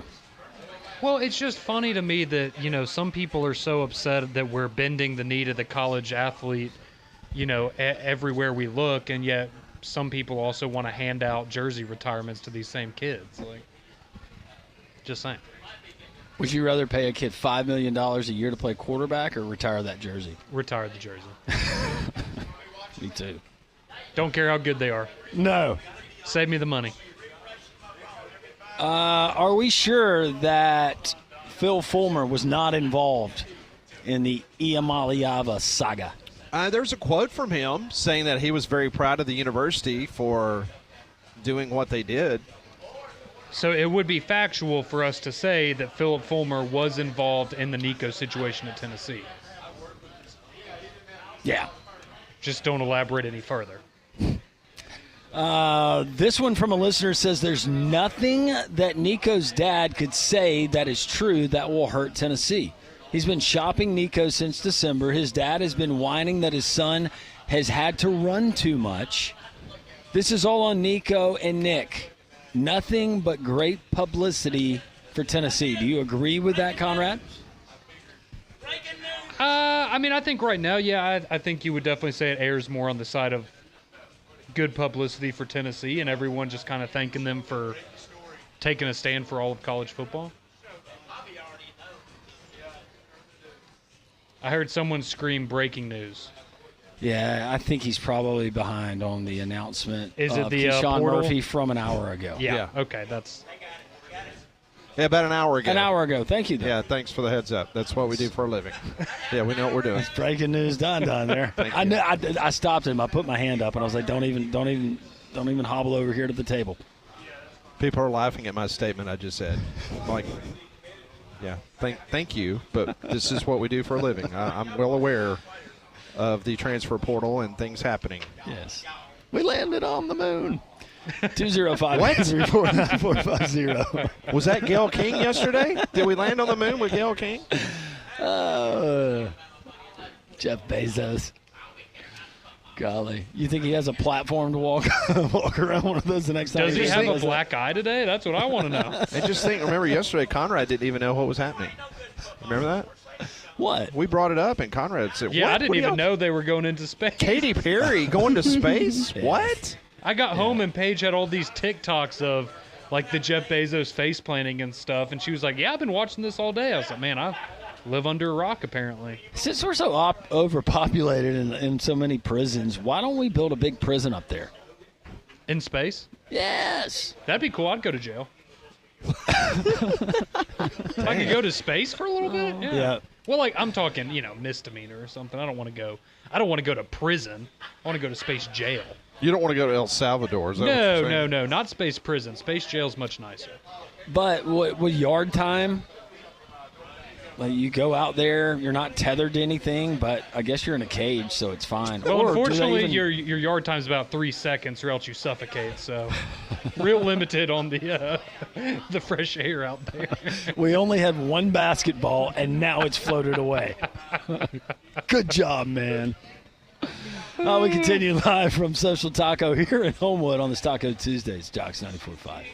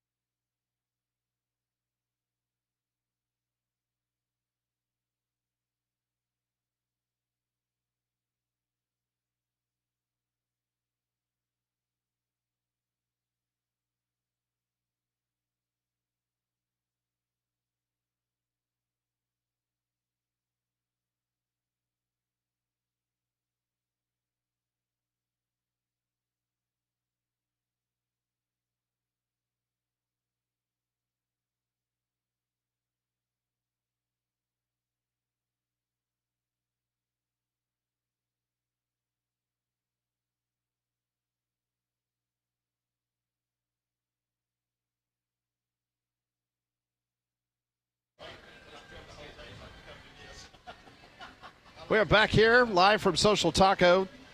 Pat Smith along with Molly Robinson, Conrad Van Order, Landrum Roberts. We'll be here until 2 o'clock here on Jocks 94.5. Another great crowd here at Social Taco. It'll be hitting our social media in just a couple minutes. The jacket presentation of Miss Molly Robinson as she won this year's Masters competition. Mm-hmm. Well, spring weather in Alabama can be really unpredictable, so that's why you need the reliability of a Trane, voted America's most trusted HVAC brand. And right now, you can receive up to a 10-year warranty on parts and labor on select Trane home comfort systems. So to go and find out more, check out Trane.com. If you missed any of our interviews today, we had a collection of some really good and entertaining thoughts and provoking comments from Mike Griffith, as always, as he started. Kind of had a mood when he first came on. Didn't understand where that came from. Yeah, he was very antsy to get on. Yeah. Said that he doesn't like waiting that long. Yeah, He's got opinions, well, even if they're wrong. Well, probably what happened is Conrad probably called him to get him on the air and then probably sat there and talked to him for 5 minutes about Alabama's transfer portal needs or whatever. It probably irritated him. I'd say you may make him wait a minute longer next week, Conrad. Coming on with that smart mouth. I was just trying to have friendly conversation with Mike. I know you were. You're very cordial. You didn't ask. He didn't like you when were I raised asked, right. what no. the latest count was at Athens PD, but yeah. How many days has it been? It's like lost time accident. How many days has it been? I was about to say, the fact we're bringing it up, it's like the broadcaster's curse, right? It's going to be 0 now, but I think it's been like 3 weeks. It's been multiple weeks. Okay, well, that's good. Trending in the right direction. In case you missed it earlier today, some news out of Auburn that Mississippi State transfer big man Keyshawn Murphy, originally from Birmingham, he's committed to Auburn. He averaged almost 12 points and 7.5 boards per game last season in the SEC. And it is important to note that he had 10 or more points in 21 games for Chris Jans. So that is one piece of the big man puzzle in trying to replace Janai Broome and Dylan Cardwell and some other potential targets out there for Bruce Pearl and some guards as well. So we'll see what both Auburn and Alabama do in continuing to add to their classes for next season. So this is a story that started breaking late last week. We just have not had an opportunity to talk about it. But the Alabama High School Athletic Association, they have launched a task force to investigate high school transfers. The ASHA is looking to crack down on an issue of non-compliant transfer student-athletes statewide. A report given at Thursday's annual spring meetings revealed strong disparities in the number of football transfer student-athletes to certain schools in Class 6A. Alma Bryant head coach Bart Sessions and Chris Yeager from Mountain Brook presented data which showed that in 2024, 6 schools accounted for 100 football transfers, which made up nearly 40% of the total number of transfers statewide. So let me repeat that. 6 schools accounted for 100 football transfers, which made up nearly 40% of the total number of transfers across the state of Alabama. Central Board President Terry Curtis announced plans to appoint a task force to study the growing problem. He was quoted as saying, "It is clear that the issue of non-compliant transfers of student athletes are one of our association's biggest concerns." 6 schools and 120? What? How many? 6 schools accounted for 100 football transfers. Hey. That's 40% of the total number of transfers in the entire state. Yeah. It'd be fun. I was told that at the college level for us to go ahead and start naming who we thought were those 6 schools, and we're not going to.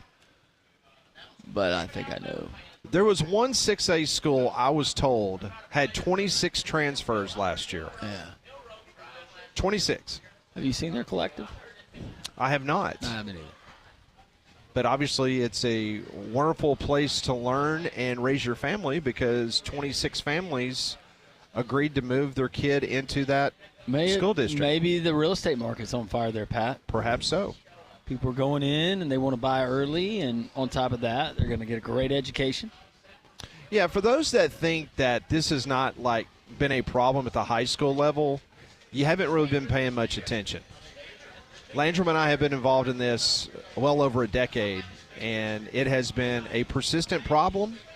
Well, it was happening in the early 2000s, just wasn't as prevalent. Right. So obviously there's an issue going on with 6A because this story details that the number of football transfer student athletes to certain schools in Class 6A is now a problem to the point to where they have appointed a task force. Next year will be my 23rd season of doing high school football, calling games. And this just made me think about it. There was still controversy, but it was just a handful of kids. But the number you just threw out were 6 schools accounted for 100 and 26 one program. Now, the 26 is from me. The 26 is not from from their release. From this release or the story. It'd be very interesting to see what shakes out of this. Or do you form this task force and then all of a sudden this starts going away? Now, I understand that Bart Sessions, who is married to Simone Eli, who is a sportscaster down on the Gulf Coast. Bart used to be the head coach at McAdory. A couple of different places, right? Yeah. I think he was at Gadsden City, if I'm not mistaken, as well. Was he ever at Tuscaloosa County? May have been. Yeah. May have been. But so obviously he is someone that knows the Gulf Coast high school football pretty well. And then you have Chris Yeager, who has been an outstanding coach at Mountain Brook for a number of years. He definitely knows what's happening around the Birmingham metropolitan area. So Molly has a little bit of breaking news from the Nico front. Man, this gift keeps giving. Yes, I do. So Tulane, who we mentioned earlier, they are officially pulling out of the Tennessee transfer quarterback Nico's portal recruitment. So they are no longer interested. I wonder if it was the price tag that finally got them. They probably pushed it across Jordan's desk, and she was like, no. Did you say North Carolina? No, Tulane. Oh, Tulane. Maybe there's a Jordan there that we don't, At Tulane? I don't know. Yeah. She's a consultant. She gets paid by the hour for other college football programs. There we go. So they I just find it funny that Is this like head coaching? You already know that he's going somewhere else, so you officially withdraw? So they know a deal's already been done, and so they officially take their name out of the sweepstakes? Or did they finally talk with his representation, air quotes, his camp, meaning Nick, and just say no thank you? So how quickly do you believe we will have a landing spot for Nico? By the end of the week? The portal opens up at midnight. Yeah, by the end of the week at the latest. Nico's in a New Jersey. By the end of the week. Mm-hmm. How about you, Conrad? Think it's quicker than that? I'm going to go. I think we don't have a definite answer until next week.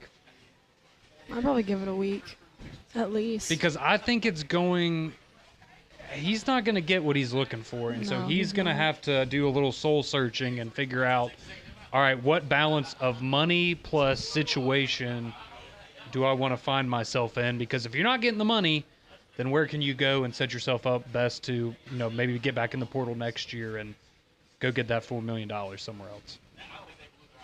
I'm with Conrad. I think this is going to be, unless they had already had contact with somebody before last week's drama and the deal had already been cut. Mm-hmm. If you see a quick consummation of a deal with a school, that will tell you. Oh, yeah. I mean, if we find out on Wednesday. Yes. If it's out tomorrow and morning. I think that's happening. And is this story that just came out about Tulane, is it the equivalent of when we start hearing, you hear coaches' names, and then all of a sudden Landrum Roberts has pulled his name out of contention that he has just signed a long-term contract with whatever. Yeah. Yep. Okay, this might sound crazy, but I've been thinking about it. Because you're Tulane, you're keeping your options open if you think that this all could fall through with the bigger schools or that have the bigger budgets, and you could potentially be a landing spot. Do you think there's any world where this situation gets dragged out long enough? Is there any world that he actually just ends up back at Tennessee? No. Tennessee has absolutely moved on from that. And you heard it from Mike. I mean, Mike was admitting, SEC Mike, if you missed it, 12 noon, download the podcast. He basically said that he wasn't living up to the money that they had already paid him. So what makes you think that all of a sudden he's going to have some kind of magic formula that he's going to come back and be a Heisman Trophy candidate? And I understand that, and I halfway agree with Mike. But if we knew the numbers attached, even if it's $100,000, $300,000, $500,000, $1 million, to some of these players on rosters, how many fans would say that player hadn't lived up to the investment that their team or their program? You could have said that before NIL even started. Yeah. You're not worth the education, the books, the room and board that you get. Also, does this mean that UCLA is the only school that's somewhat still interested in him that we know of? That we know of. At least. That's where I'd be careful. Yeah. That we know of. But Yep. It's like NFL teams not showing their cards. Mm-hmm. No, we're not interested in him. We're not interested, and then. So Texas Tech and Colorado are out?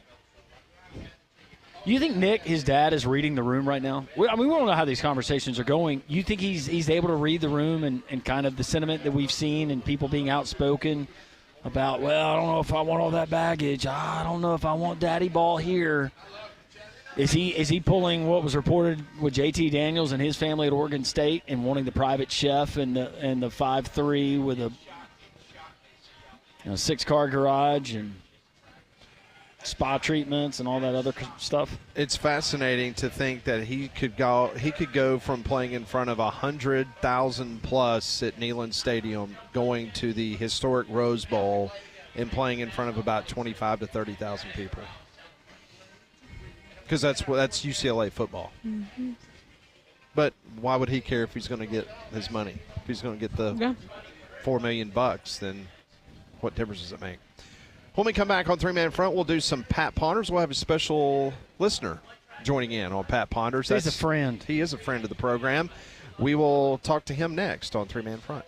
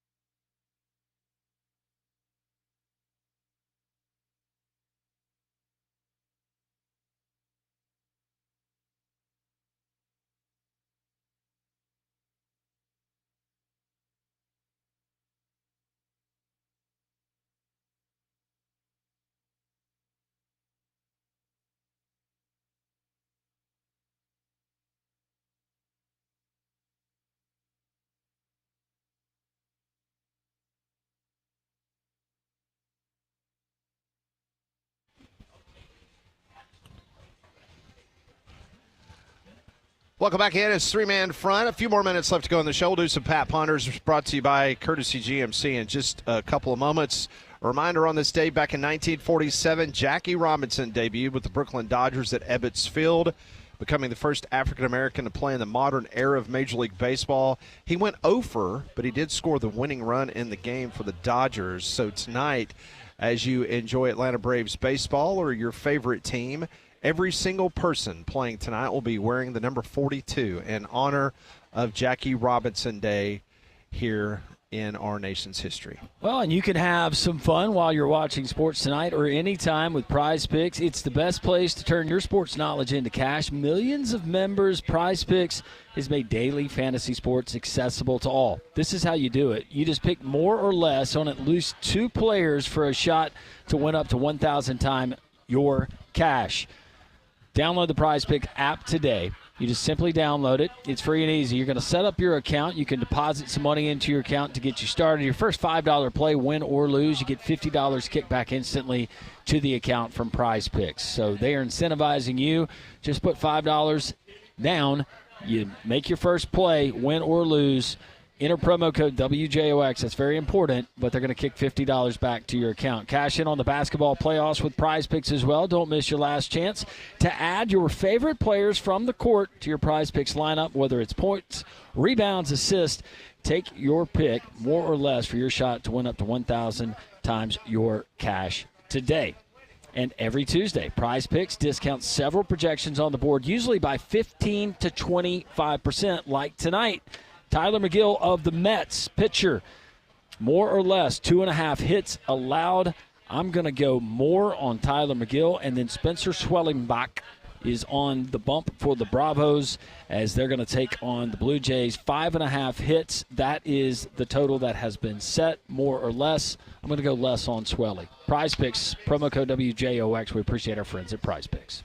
All right, we do this each and every day, brought to you by Courtesy GMC. I come up with 5 questions. The gang gives me answers to those questions. But, Landrum, we have a very special guest who you were able to hang out with in San Antonio a couple weeks ago. This is Keller. Keller, can I give your last name or just say Keller?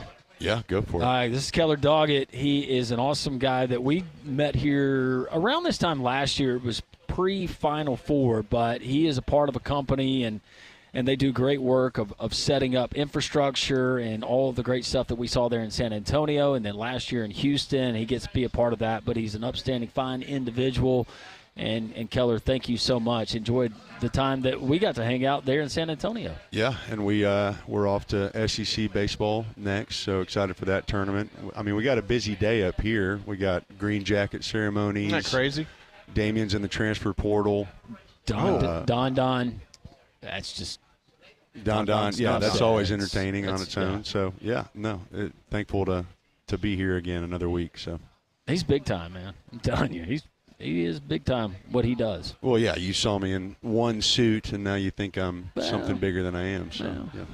Is that your only suit? It's a good-looking suit. Well, you weren't there for the second round of games, so you don't know. I do not. Yeah, he didn't make it to the national championship game. Yeah.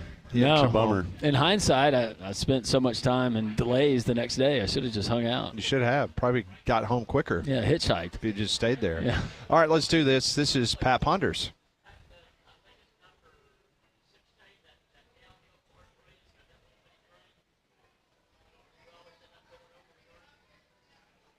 Brought to you by Courtesy GMC in Trussville. Visit them in person right off of I-459, exit 32. Online inventory is courtesybirmingham.com. All right, question number 1. Yesterday, Vice President J.D. Vance fumbled and almost destroyed Ohio State's championship trophy at the White House. So I'm going to give you some options, but what NIL deal would be appropriate for the Vice President? Gorilla Glue, Allstate, or Butterfinger? Which one of the 3 NIL would be best suited for the Vice President? I think Gorilla Glue. And I have not seen. I saw the video. Can I say this? This happened. It was not a national championship. It was a second-place trophy, which is kind of funny in itself. But we won it for a cooking competition, right? And it was a big, big trophy. Got it, and was holding it, and top part just fell off. So they said, hey, sorry, it must have been damaged in shipping. We'll get the manufacturer to make another one. It looked like that's what happened. It was almost like Ohio State, I don't know how the trophy got there, but in shipping it looked like maybe something happened and it was, okay, hand it to him, and then it topples over, and then all of a sudden it's like, oh, my gosh, what did you do? When you knew it was broken the whole time. I'm just going conspiracy here. Because it didn't look like he did anything to break it.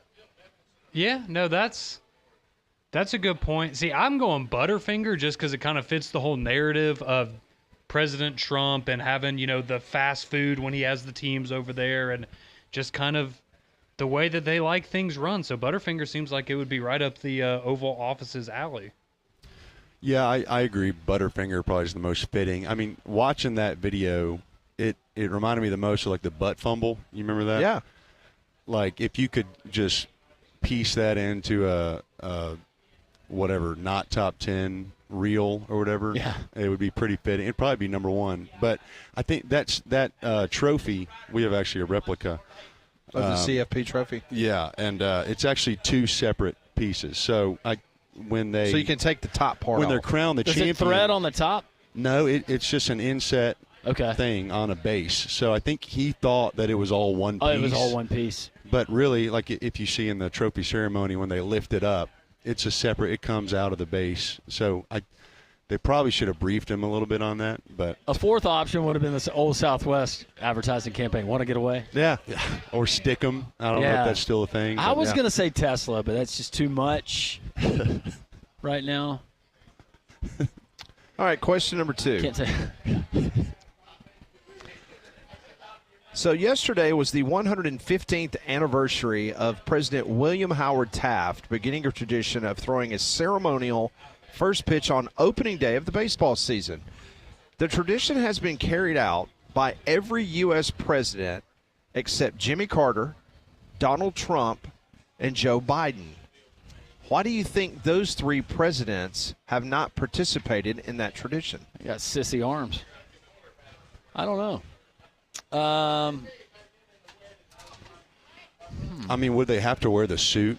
You always see the president in the full suit. That's just not really. That's pretty cumbersome when they're throwing out a pitch. I feel like. Well, you got to wear when you're on the campaign trail or you're going to make a visit to the dock workers union or whatever. You got the slacks, some work boots, roll up the sleeves, lose the tie, no jacket.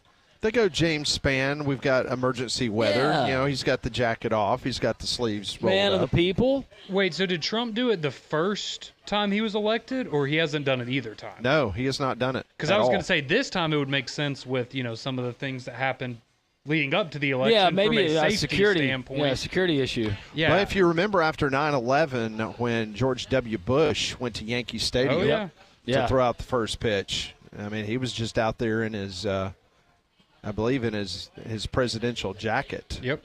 It's like windbreaker. He threw a good pitch, too. He also had Kevlar on. Yeah. The number of that's a good idea. Secret Service and sharpshooters they had on top of.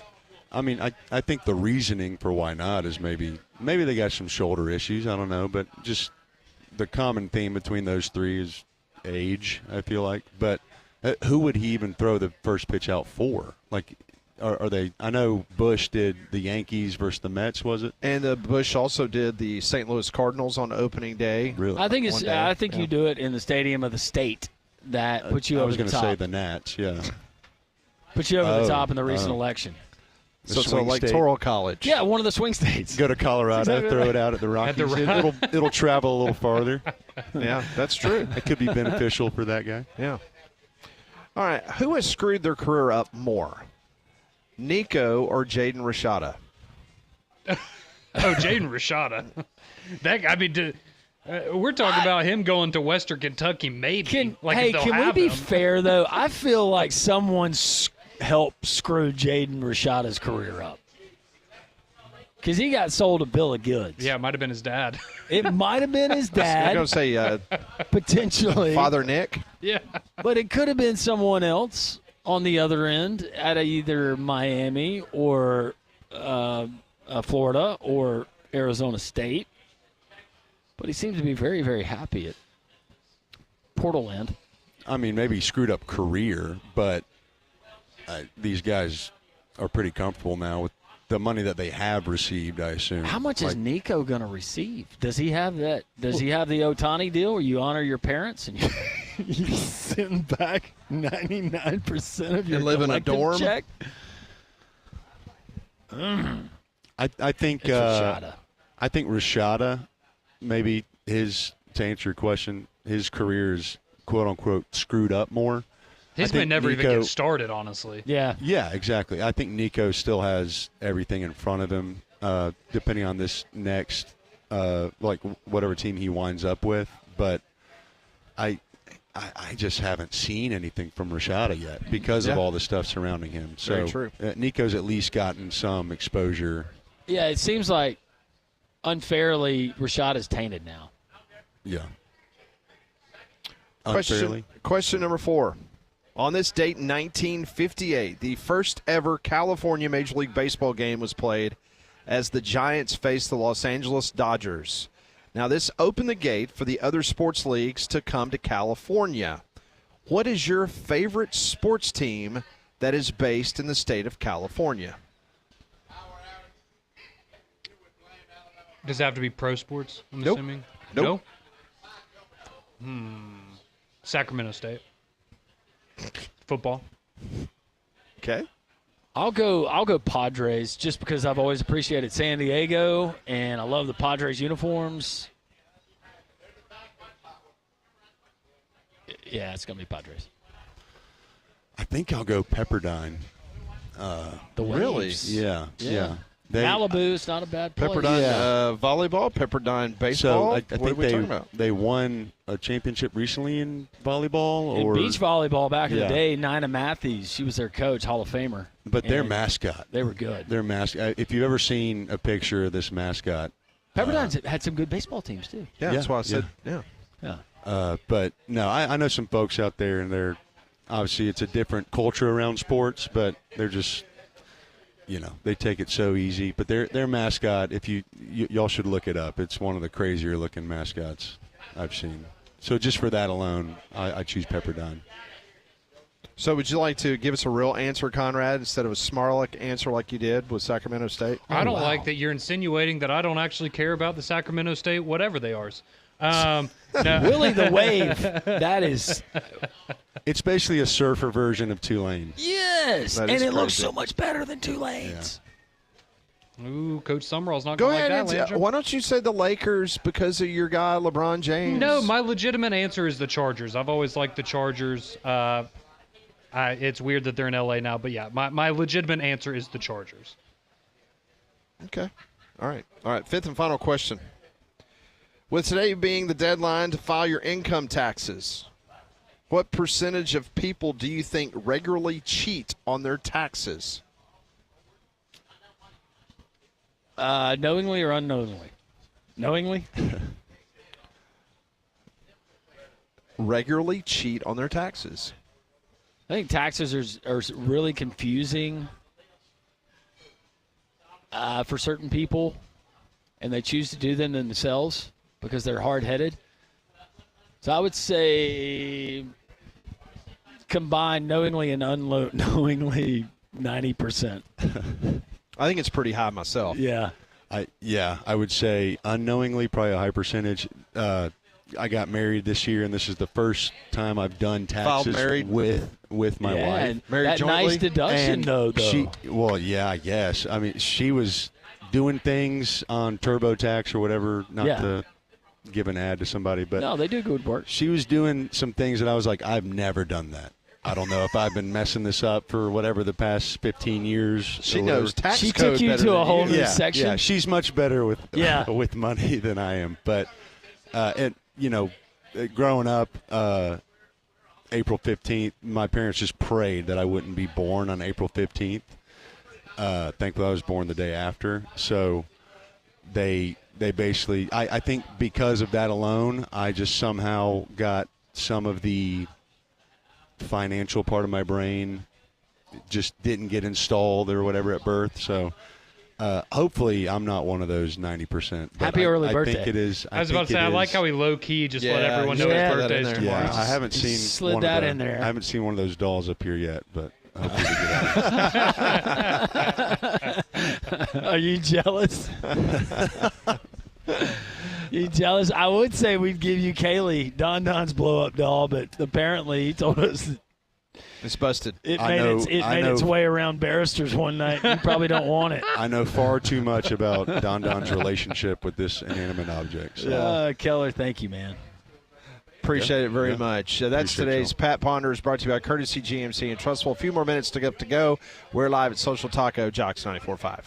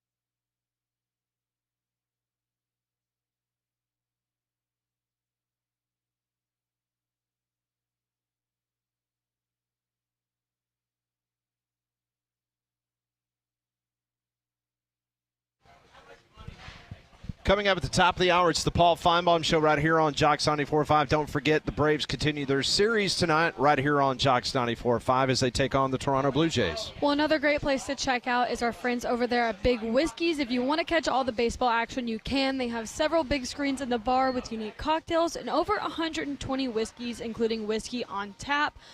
It's a great time of year. The weather's going to be beautiful this week, so go out and enjoy the outdoor patio and game area. It's great for families, and the kids eat free every Tuesday. So go check them out in the Stadium Trace Village off Highway 150 near the Hoover Met. Jock's text line is always open, kind of like the transfer portal. 205-834-9450. BB chiming in again. Congratulations, Molly.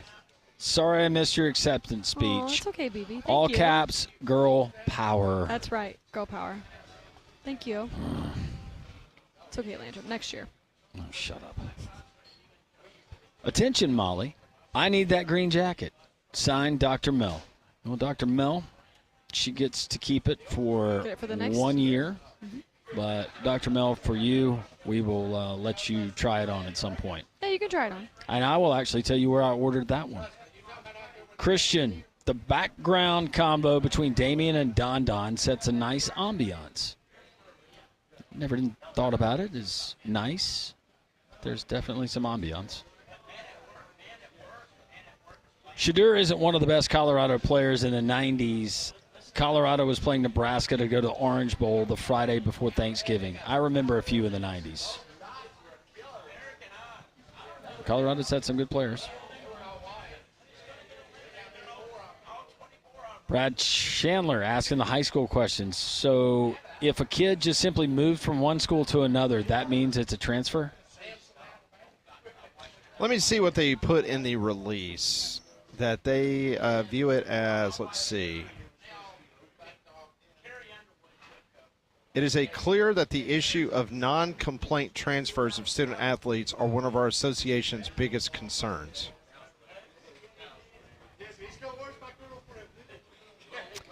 Dave says, what's sad is if Nico goes to a school in California, the money will end up about the same because of cost of living and taxes. Yep. Yeah, and don't forget the state of Tennessee has no state income tax. I'll tell you where he could go. He can get out west, but he could go and they'd probably be able to pay him something. Utah. Yeah. Reach out to Kyle Whittingham. That's going to do it. We appreciate our friends at Social Taco. Get in this afternoon out on the patio. There's beautiful people out there right now. Enjoy this beautiful weather. 3 to 6 half-off appetizers and drinks. Appreciate all of our friends here, all of you out there. Paul Feinbaum, another friend, is next here on Jocks 94.5.